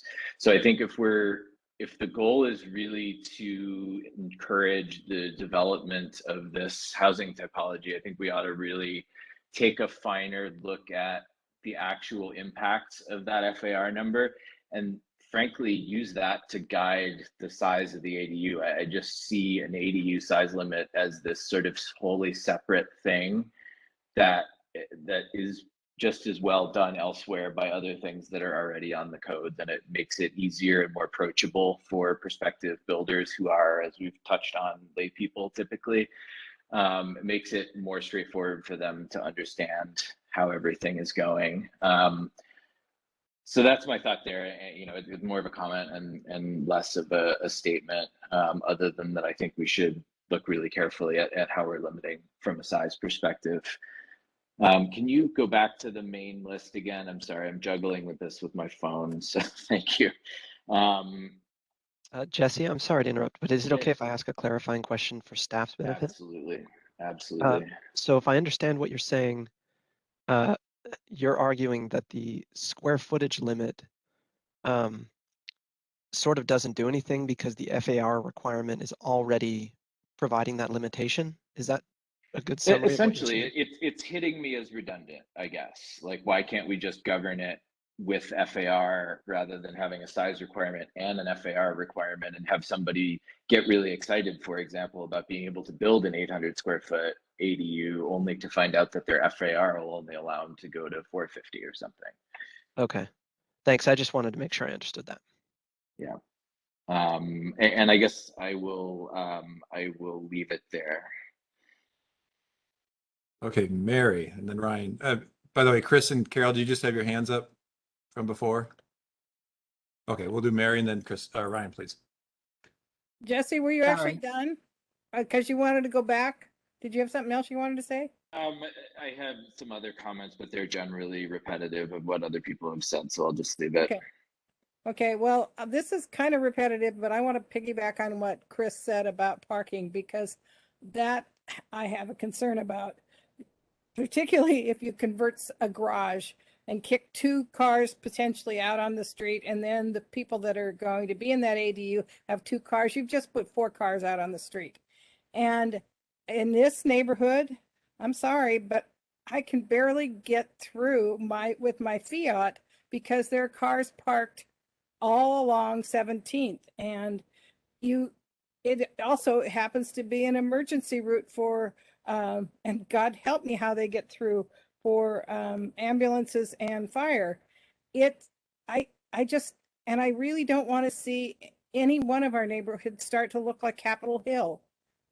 It's just and when I first moved to Spokane and realized there were, I don't know, somehow the cars are very important to people here in Spokane, and we haven't gotten to the point where we're going to be taking buses. I wish we would, but we don't seem to, or it doesn't quite work, or there isn't enough. It doesn't get us where we need to go, or fast enough, or something. And people want giving up their cars, and if they don't give up their cars, you got to have a place to put them. And I don't think eliminating the parking requirement is a good idea at all, especially on those kinds of places like Chris mentioned, where a garage is being converted. You're going to kick a bunch of cars out on the street. And then there's also all sorts of code enforcement issues that go with that. I think that needs to be looked at. And 2 weeks ago, when we saw the little drawings where it showed cottages and all this housing and all that, I just noticed and almost said something but didn't. Every one of those depictions had no cars. Cars did not exist in the duplexes and cottages and all of the other types we looked at. They do exist. They're everywhere, and I don't think this accommodates them. Thank you, Mary. Ryan? And To go back just one to talking about the FAR, I similarly did a calculation for my lot, and I had the opposite result of where I would be able to build like a 1,000 to 1,200 square foot ADU, which, I mean, I don't even know that physically would fit based on setbacks and all of that kind of things. So I think we do need some more information on that. I mean, I fall on the side of if the regulation exists, like let's stick with that and not add something on top, but finding out whether or not we would be excluding people by not allowing it or making it more complicated, I think we need to find out more about. On the parking side, I noted on the slide that you had about parking that said that the city does currently allow for street parking to count as part of the parking requirements for housing, which I found interesting because I've read through the code personally and had so much trouble finding that information. So I don't know a lot, like how that's defined. I'm not sure because I have not been able to find it myself. Just that there is a, parking requirement, but I don't know what that is. And so it would be helpful to know exactly how that's calculated, because whether or not that 4 cars would even be allowed under on-street parking for parking minimums would be feasible, or if it's, something else. Is it based on curb space? Is it based on, is it frontage? I don't know. Yeah, it's 20 feet of linear frontage along the curb. For counts as one space? Right. Okay. okay, thank you, Ryan. Tim and Michael, why don't you go first? I have some FAR proposals, so why don't you go first? I've got a concern about the parking issue also. I agree with Mary that a lot of our neighborhoods simply can't take any more parking on the streets. I'm also concerned about the requirement for ownership. I agree with the second proposal that requires ownership for short-term rentals, but I'd really like to see us discontinue the ownership requirements for most other ADUs. Thank you, Michael. Tim? Tim, I think you're muted. In general, I think that having specific requirements for ADUs that are different than they would be for the primary structure is kind of going in the wrong direction. So I support just about all of these proposals. I think we have other, as many have said, we have other requirements in the code that would apply to an ADU just as they would apply to the house. And it really shouldn't be that different, the general sets of rules that we have applying to an ADU versus the primary structure. So that's just kind of an overview comment. With regards to parking, I could see for a 2-bedroom ADU that you have a parking requirement. I'm flexible on the single unit and one.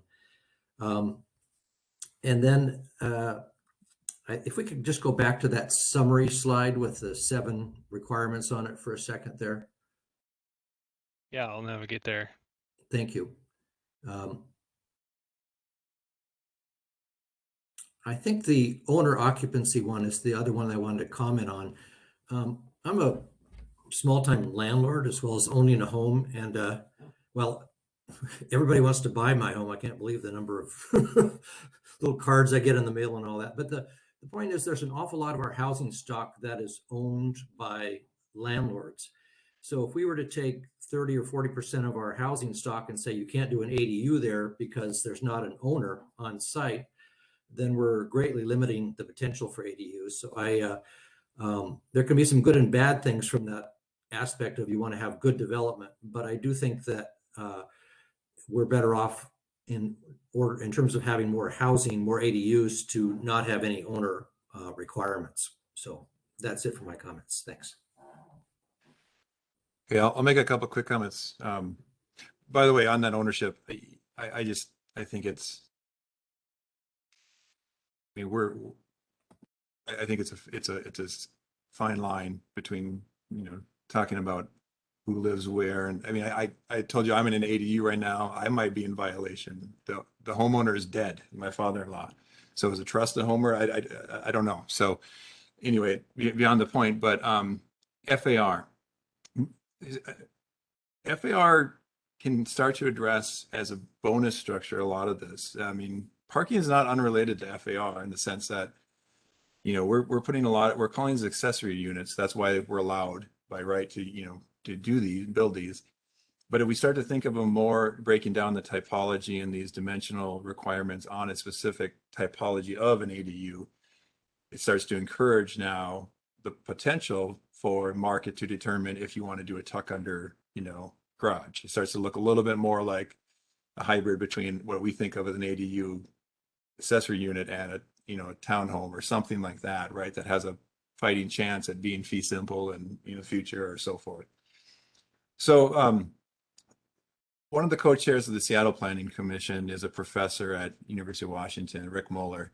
He's run multiple studios in concert or in partnership with the commission, and they're doing one right now, in fact, and they're looking at this issue of FAR and how you might structure bonus FAR by neighborhood. So looking at the specifics of, proximity to amenities, transit, parks, schools, so forth, looking at, different types of the as-built environment, so, giving bonuses for maintaining, existing structures, historic, so forth. And so in that, some very specific proposals, they're trying to move it more towards a base of 0.5. And then saying, as we move closer and closer to allowing, 4 units per parcel by right, saying, you get a bonus, the second dwelling unit you put on a parcel, that's a 0.2 bonus. So not 0.1, but 0.2. They found that is kind of the necessary thing. And I think that kind of supports what Jesse was saying. Another 0.1 if you have 3, another 0.1 if you have 4. So that gets you up to a 0.9 if you're willing to put, and house more people and put those units on there. And then you can go into other opportunities for 0.1 on a corner, 1 on an alley. But then you calculate in the ability of infrastructure of anti-displacement and so forth, so that you're encouraging the city to also invest in those pieces, and you can dynamically start to increase that bonus structure. So that's a big lift, what I'm proposing right there, but I think we should be having that discussion of what, as we move, not just from talking about ADUs, but talking about allowing more units per parcel. How would this hold up? All the work we're doing right now, how does that hold up if that changes in the near future? So I'll stop there and pass it on to Councilmember Kinnear, please. Thanks. Okay, wait, I want to take my hand down or I'll forget. So the discussion that we've had on council, a lot of us are really concerned about the percentage of rental units that we have in the city. And part of that is historically, that's the way it's been for a very long time. And those numbers aren't improving. When we say owner occupancy for ADUs, part of that impetus is to create more home ownership for the folks who are going to be not able to buy a home and priced out of the market. Now, part of that is affordability, and that can be addressed using other kinds of metrics so that we can build more affordable housing. But we've talked about, in terms of ADUs, having that ownership requirement for the first 3 years and then taking it off. So you've kind of got a hybrid of what you're all discussing here. I'm a little puzzled by, especially if the real estate folks, the idea is to sell homes and to still sell real estate. And we want to make sure that we are providing that for people who are currently here. The other piece that I've been noticing is, reading about, is because our, believe it or not, even after this New York Times article came up, our region is still affordable compared to Seattle or San Francisco or Portland. And so large corporations are looking at this saying, okay, we can buy up these homes, we can turn them into short-term rentals, we can turn them into rentals, and then we can put ADUs on these and double our income. So there's that element to consider. We're still a desirable region in terms of real estate. And I think our first responsibility should be for the people who are here, and certainly for the people who want to buy something, but they can't afford it right now. They're priced out of the market. So I know that's kind of a stream of consciousness, but it was all the things that I've been hearing from council about affordability, about home ownership, building wealth, and about what's happening in the rental market with out-of-town folks buying up those houses and buying up those apartments and taking them out of stock for ownership. So that's it. Thanks.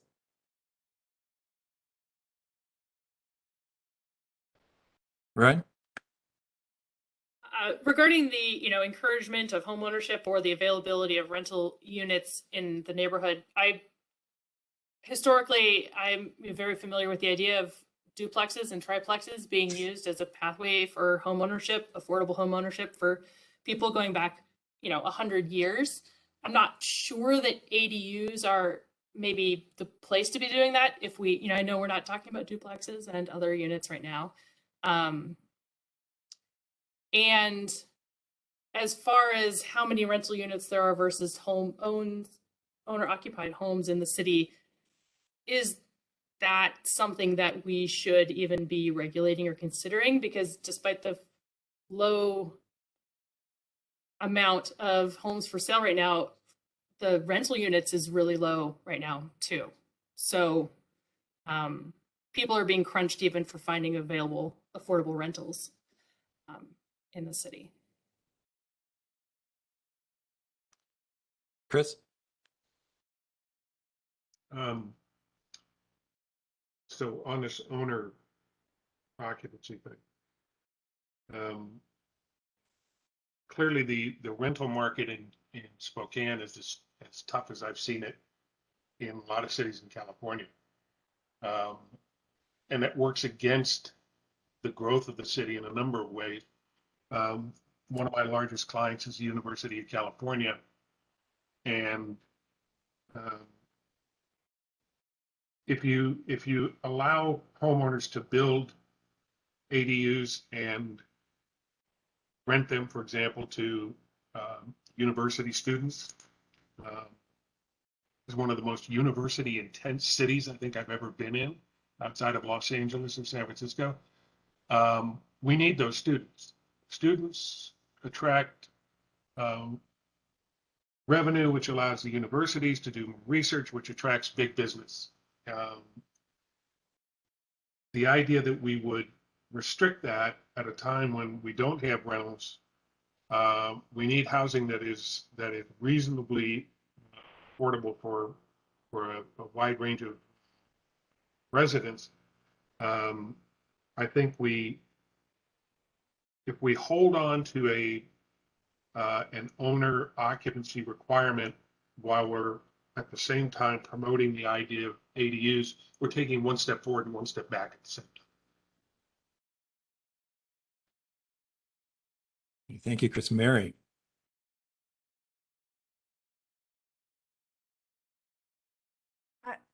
I always get concerned when we start mixing the word affordable in with more housing, because none of this suggests that necessarily what's going to be built is going to be affordable at all to anybody, except maybe those who have quite a bit of money. So, and I think I heard the word homeless in there once today, and I know nobody can afford in the homeless population what we're talking about. So I just think more housing does not equal affordable housing. And I have asked over and over again for what the definition of affordable housing is, and it never seems to be, no one comes up with a definition. So I'm still very concerned about that. Okay, thank you, Mary. Mary, on that point, I think that's, a perfect example of a 20-30 minute study session we should have, is to look at, research and data on that exact question. So I think we should do that. So I was going to add a point here on with the occupancy. I'm Councilmember Kinnear. I respect that your viewpoint on of course, and appreciate that, on protecting existing citizens. And I by no means would dispute that in a public forum. What the point I want to make is, when we're talking about 6 and 20-year planning, and we know we're on a growth cycle, I think we have to consider those that aren't here yet, and how we're gonna, obviously accommodate that growth. So that's my only comment and related to that, is that we absolutely have to consider that growth. And so if so, because we know this is depreciation is just, rising out of control. So I think we have to. So I don't know how. I'm not proposing anything specifically. There's a lot of approaches how we accommodate that, and I think it can be, we can look at it from a data-driven standpoint of how and where, specifically by neighborhood, by parcel, that we have to do this in the city. And then again, I'll just keep reiterating, we need development feasibility studies to have these conversations of where these can happen and where these different typologies can happen. So I'll leave that there, but that's got to be part of our discussion of either blanket wide versus then bonus structures, specific parcels, neighborhoods, so forth.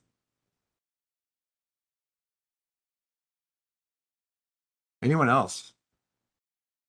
I think we need to be specific now on some of this list here, and attempt to give some recommendations. How do you want to do it, Nate and Amanda? You just should we go one by one? And Yeah, we could certainly do that and kind of get a recap of what's been expressed and see if there's a consensus on one or more of these. Okay. So on the first one, so I was asking those questions very specifically at the beginning on 800 square feet or on cottage house, so forth. And I think that helped Nate to, say cottage housing, we have a 1,200 square foot, if we're going to consider allowable size. 1,200 is a thing in cottage, 1,200 is a thing in attached, I think we talked about, or is emerging in some of the other discussions. So first question is, should there be minimum, or to Jesse, maybe you're making the argument for FAR, or maybe it's a little bit of both, but set that threshold a little higher. So is it 800 just because that's Pier City, or is it moving towards 1,200 anyway to allow up to 2 bedrooms, so forth on these units? So if we start to blur our eyes and in the future, it's no longer by typology called an ADU, it's just a dwelling unit, are we converging on 1,200 anyway?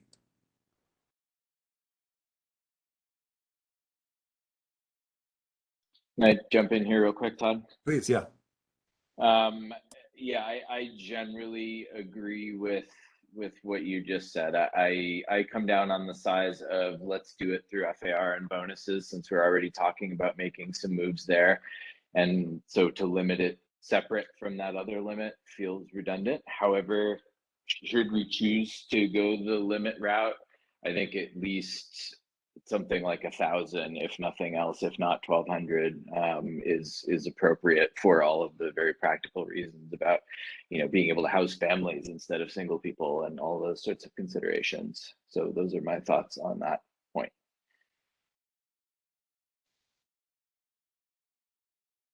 Thank you. Anyone else?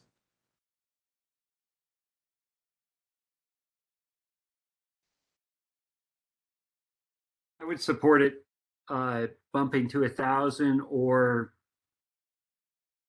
maybe setting a maximum constraint based upon the primary residence. So, because I do have a concern on it, if you have a smaller primary residence and then you build 1,000 or 1,200 square feet, ADU behind it, does that create an issue?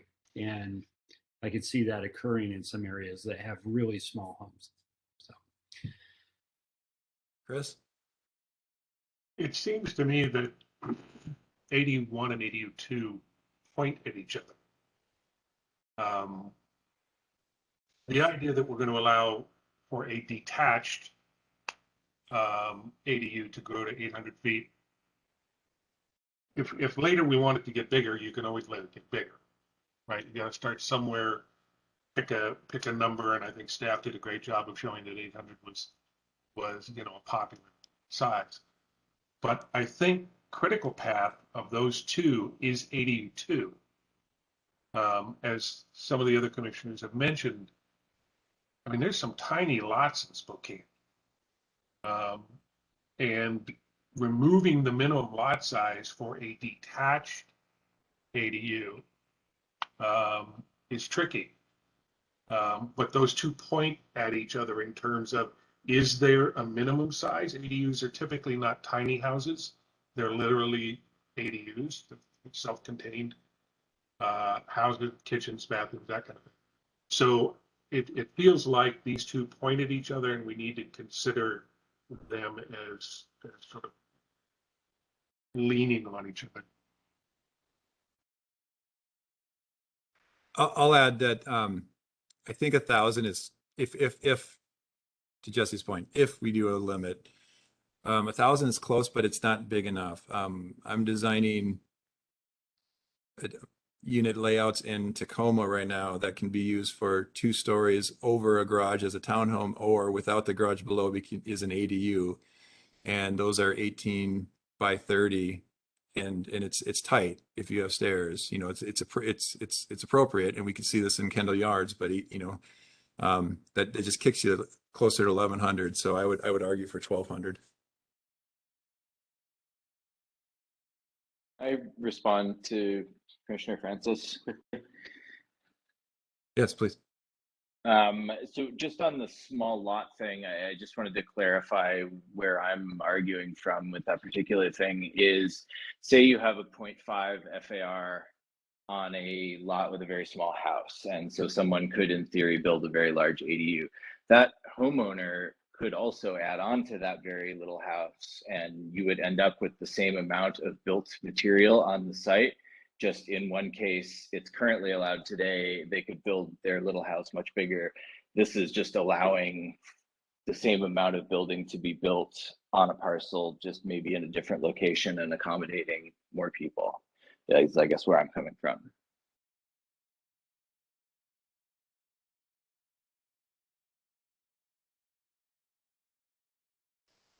Okay. So any specific recommendations, or is that fuzzy enough? Carol? Hi, I always like bigger. However, I want to suggest that we consider how much green space is around and available for people to go out into their yards and enjoy the green grass and the flowers, just the landscape, and that we think of how we would ask that they be structured so that those things are taken into consideration. So there's just not one house on top of another house. Walk out your back door and you're right there, there's another home. So I'd ask Yeah. us to be, be real considerate of your neighbor on the Yes, same dwelling place. I think we could take this back to the Plan Commission with a different scenario if you wanted to look at a slightly larger ADU or a smaller lot or some combination to show that kind of relationship. Okay. Councilmember Kinnear, Ryan, I saw your hands pop in and out.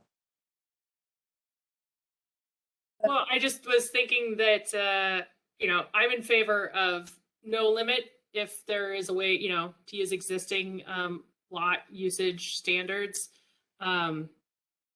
The size of the existing home to the ADU, I think, it was a good example of talking about, an existing small home. There are some existing small homes that are only 500 square feet that are on some strangely large lots, but they could be added onto, and I don't think it should matter whether it's added onto the existing structure or a separate structure.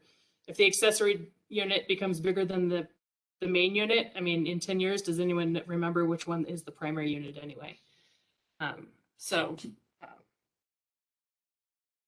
as far as the minimum lot size, I'd say why even have it? Only 5% of lots in Spokane are even under the 3,500 square foot size, I think they said. So the other regulations are going to, manage the size and or viability of an ADU on that lot anyway. Thank you. Todd, Yep.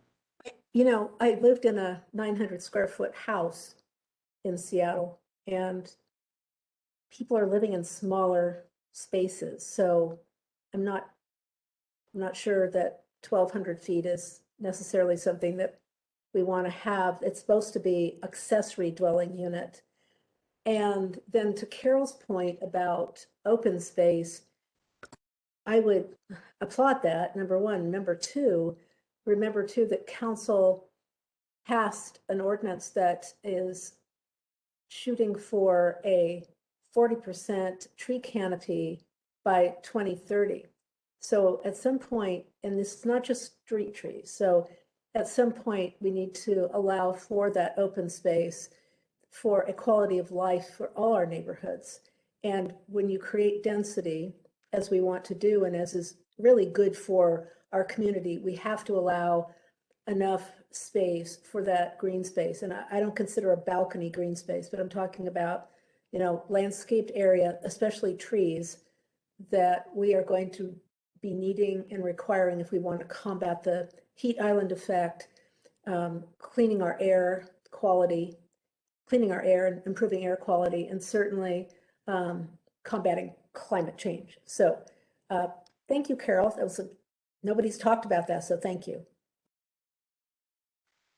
Let's go with Greg and then Ryan. Just to go back to, I guess, the ADU size thing. One, I do think removing the minimum lot size would be appropriate. When I was talking about percentage of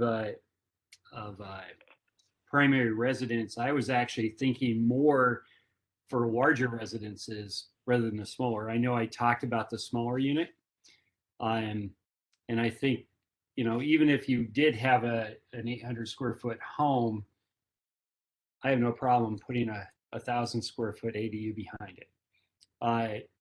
I'm also thinking if you look at a larger home, why not be able to allow an even larger ADU behind it? So, I mean, if it's already on a large lot. So I do like, I don't know, if we can we can figure out the FAR component, I'd be fine with eliminating the maximum lot size altogether if we could deal with it through the FAR. So Sorry to interrupt. I want the discussion to continue, but I think from the staff perspective, the plan is to do some more modeling and prepare some more information for you to look at, because we're hearing that that's a pretty consistent theme. Thank you. Brian? I'm looking at the SMC right now, and there is already a requirement for required outdoor area based on zoning of 250 square feet for detached homes that are in single family residential areas. So again, I think outdoor area is of course important, but it is managed or regulated already in our existing zoning. Yeah, thank you, Ryan. And I agree with that. And I think, Carol, thank you for raising that. I think what we should do, I think this is another study area for 20 minutes, 30 minutes that we go through that, because, those dimensional and FAR volume standards are already in our underlying code. So in many ways, all of this discussion about maximum footprint and so forth, I still would like to see it just stripped down to what's already there and talk more about the FAR bonuses for how you do it, how you build in more units in our city and neighborhoods and near amenities and so forth, rather than adding additional layers of, because I think it's important that the accessory dwelling unit is kind of it's not a workaround, but it's how we deal with the current limitations that we only can have one unit per parcel. So that's why we call it accessory, and then we try to fit it into what we already know in terms of sheds and garages and so forth, right? So I'd like to see that just go away.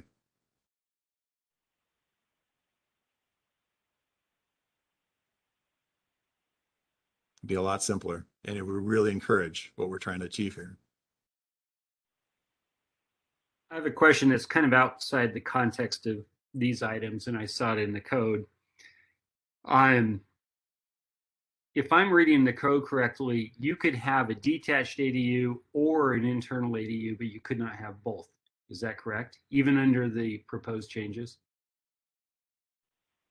That's my understanding. That, although I think we also need to make sure we're aligning with the potential movement in Olympia on the gross substitute Senate House Bill 1660 that, if my memory's right, is trying to allow by right an attached and a detached. Am I remembering that incorrectly? Does anyone know?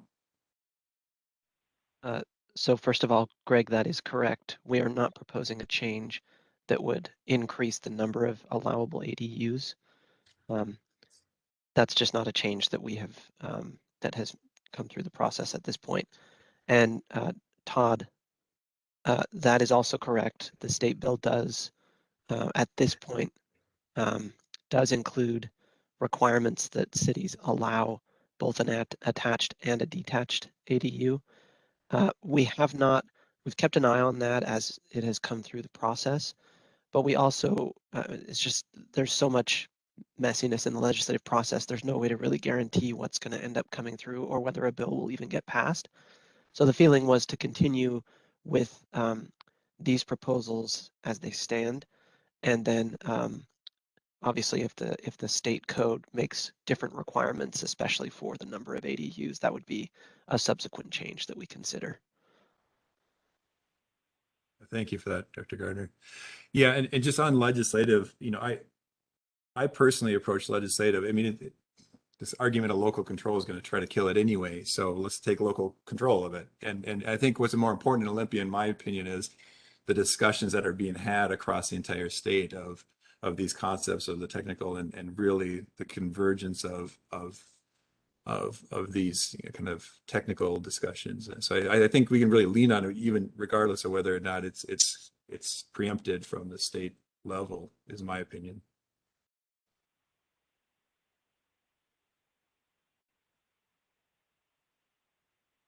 Okay, well, let's, we're obviously way over our schedule, our published agenda. What areas are we not giving staff enough in feedback?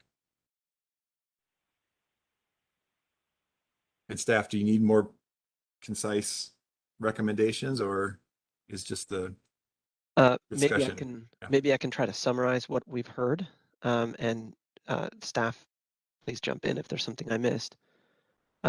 So we need to do some more work on the interplay between the maximum size limit and FAR to help you make a decision about whether both of those requirements are actually needed or how they kind of interact with each other. And we plan to look at some typical lot sizes and typical house sizes here to kind of inform that discussion. So that's one action item for us. It sounds like there's not a lot that needs to be done to provide more information about the minimum lot size. And so that's not something that we would need to revise at this point. On the question of roof type and roof height, I think there's a little bit of refinement there, it sounds like, but for the most part, there's kind of one or two main options, one of those being either eliminate entirely or to potentially allow that to be dictated by the envelope, including the 45-degree thing, and that's that graphic that was on the slide there, and that would be sufficient for controlling the roof type. So that's the small change there to look at. And I think there's some open questions for you about parking and ownership, but the options that we've presented here are pretty well covering the various points of view. So there's not really much to add there from the staff's perspective. Did I cover that pretty well, or is there something I've missed?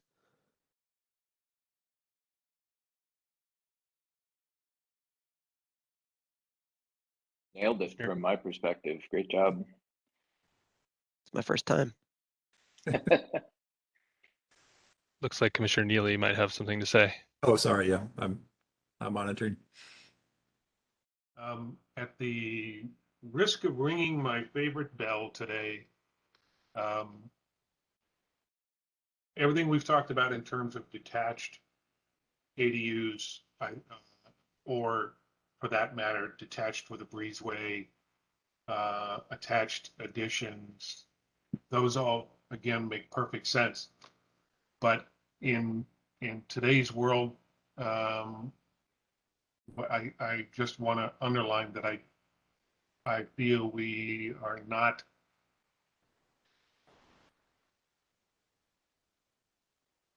the public would ask if they looked at this slide, how does this apply to an internal attic ADU? How does this apply to an internal basement ADU? Those are critical units, and I think when you have this kind of discussion, it's kind of like the patient's open. Let's find out everything there is to talk about in terms of the slide we're looking at. It says here are the different types of ADUs. How do we present the options for all of those and requirements for all of those to the city of Spokane without having to come back later and reopen the patient and have this discussion again about critical types of ADUs that we need to make available to the population. Thank you. Thank you, Chris. You know, one thing I would ask, make sure we don't miss this opportunity as a commission, is there support simply for simplifying this and bringing it back to the underlying dimensional standards, you know, with some control over FAR? Because if so, that's a different pathway for staff to explore. Not saying we have it all figured out yet, but that being said, I think there's a strong argument. Is anyone in support of that? I mean, I am, but Anyone else want to express support for that as an option? Can you expand on that a little bit, Todd? I think, That's well, I what think I the, was going to say. yeah. Well, I think the argument is that we already have the dimensional control, setbacks, heights for these parcels. And the FAR is going to be the thing that is both limiting, but also the opportunity for bonuses if infrastructure and a displacement, all this other things, proximity to amenities can support it. So why are we, going through the exercise of 17-foot top plate and a 26-foot ridge if in reality we already have underlying dimensional standards, that address quality and form in the built environment?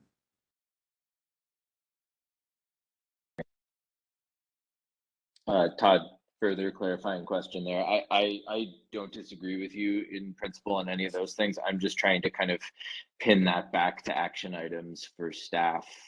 Look at this more, don't look at this, that kind of thing. So am I hearing eliminating, don't look anymore at the size limit, spend more time looking at what we can do with FAR and existing dimensional standards? So removing the wall roof height conversation and the size conversation? Yeah, that might capture it. Yeah. Are we missing anything?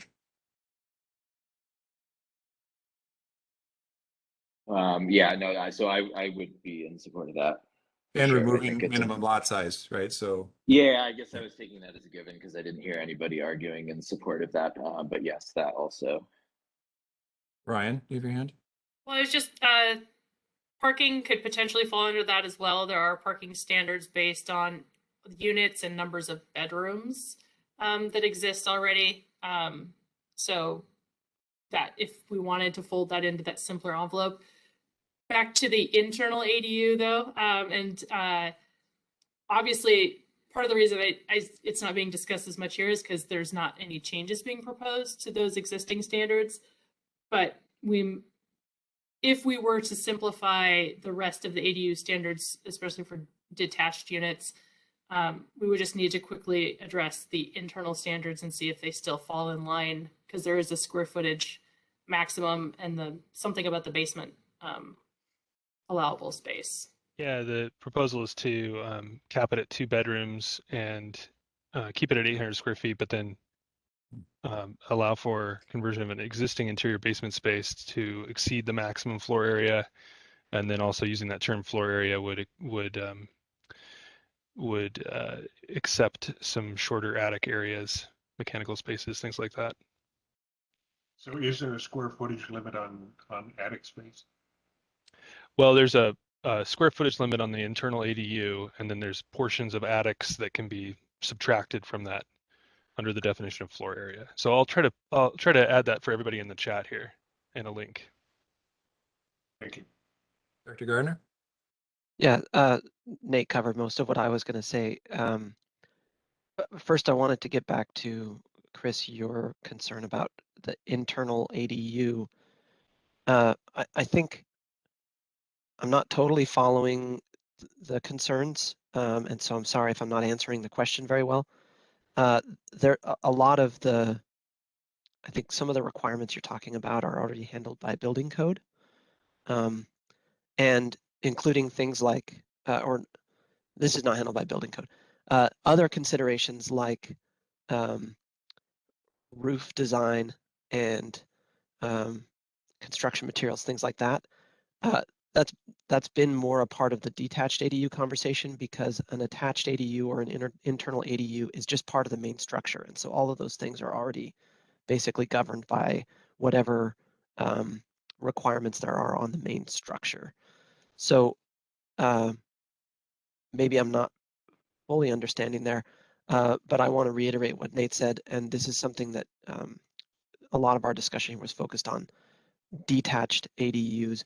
There is, because of some of the proposed simplifications, we did have to consider how to treat attached ADUs because the changes would have affected them. And so, as Nate mentioned, The proposal there is to just cap that at 2 bedrooms, and that would be sufficient to limit the size and prevent the internal ADU from essentially turning into a full-blown duplex.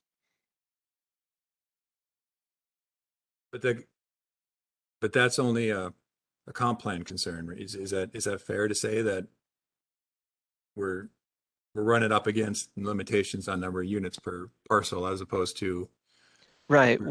The goal was to ensure that the internal ADU remains an accessory use, and so our way of handling that was to limit it to 2 bedrooms. We felt comfortable saying that is an accessory use.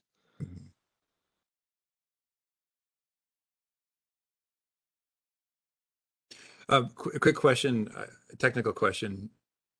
FAR is only a development code issue. It doesn't show up in our comp plan, or does it? I don't remember.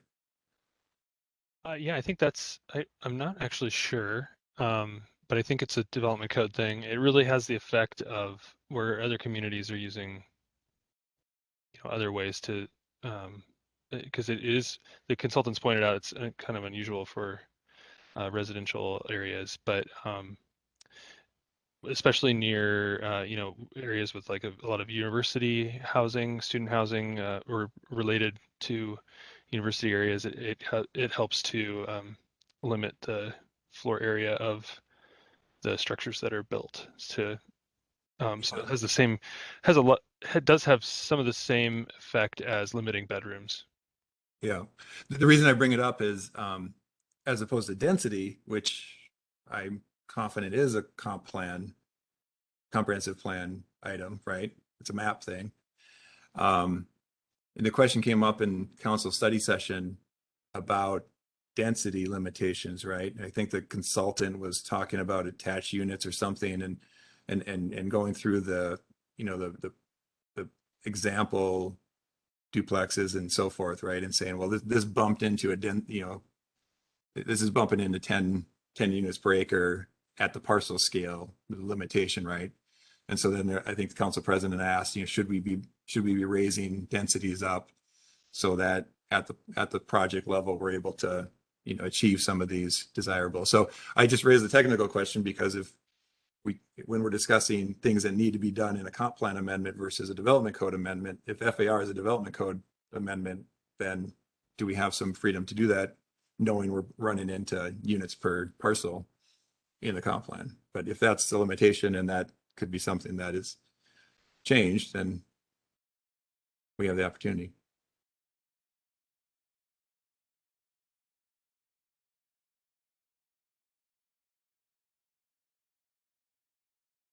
Okay, well, any other comments or concerns, staff or commission or liaisons?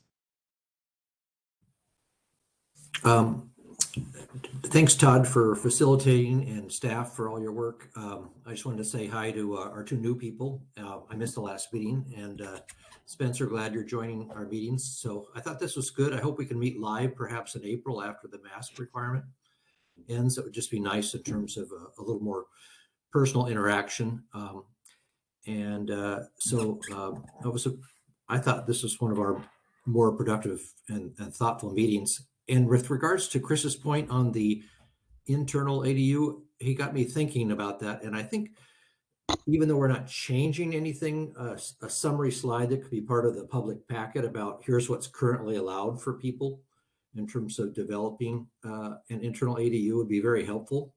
And it also might spur our thinking about, well, if as creative people who want to maximize profits on their property are going to go about this, what are they going to be thinking about? It just, so if I wasn't aware of what the current requirements were for internal. So that would be, whether you're adding on, attached, or internal, just a short 1-slide summary would be a helpful thing, I think, as part of the packet to say, we're not changing this, but this is what's currently allowed for the attached or internal ADU. That's it. Thanks. Chris?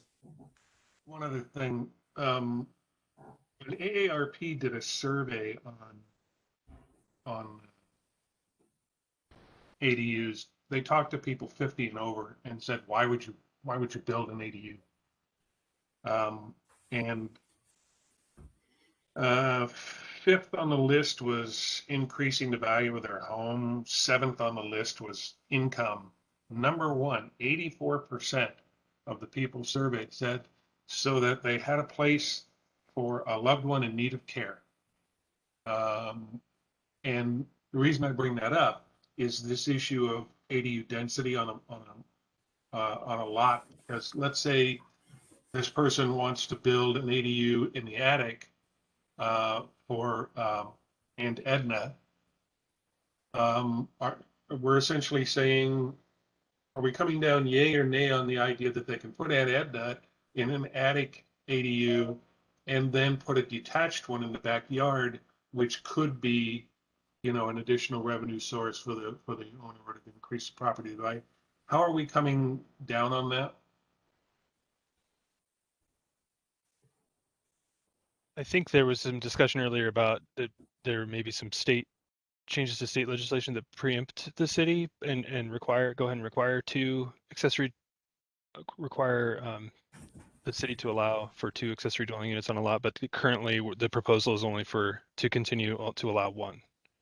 So it'd be one or the other. Ryan?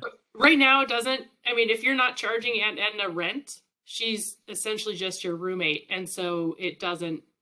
It isn't restricted. Even if she has her own little kitchenette, it's not restricted under our current code, I don't think. But yeah, but on that point, by the way, why do we still have the definition of a household in our SMC? And then we try to skirt around it with the Housing Act, you know. That seems dangerous still, right? Yeah, it's still in this chapter for Yeah. accessory dwelling units. Yeah. I think I'm not an attorney, so I think that that's just unenforceable. Obviously, it would make sense to remove it, but whether it's there or not, it's not enforceable. So yeah, that's my agree. As we've seen with the racial covenants, that gets dangerous down the line. So.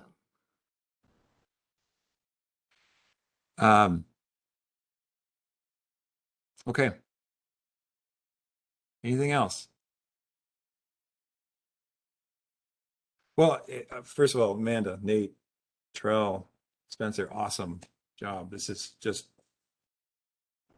tough to present this, and I enjoyed reading the comments. I guess, you know, Mary, was it from the Land Use Committee on Community Assembly? Is that what some of those, they're very positive. Just Yeah, those are, Greg's on that, but yes, that's from the Community Assembly. yeah, so that just means something's working, right? That we're having a good discussion at that committee. So thank you, everyone.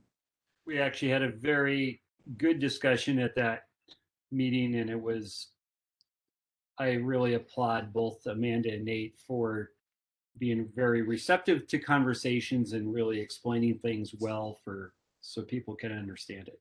So yeah. Okay, how far do we go over here? Oh, an hour. Sorry. Still screen sharing. Running a tight ship here. All right. No, I enjoyed this conversation. Thank you, everyone. Good contributions, and we'll pick it up in a couple weeks then, I think. Is this one of those weird, this should be a short month. We should meet in 2 weeks, right? This isn't one of those 3-week gaps. Okay.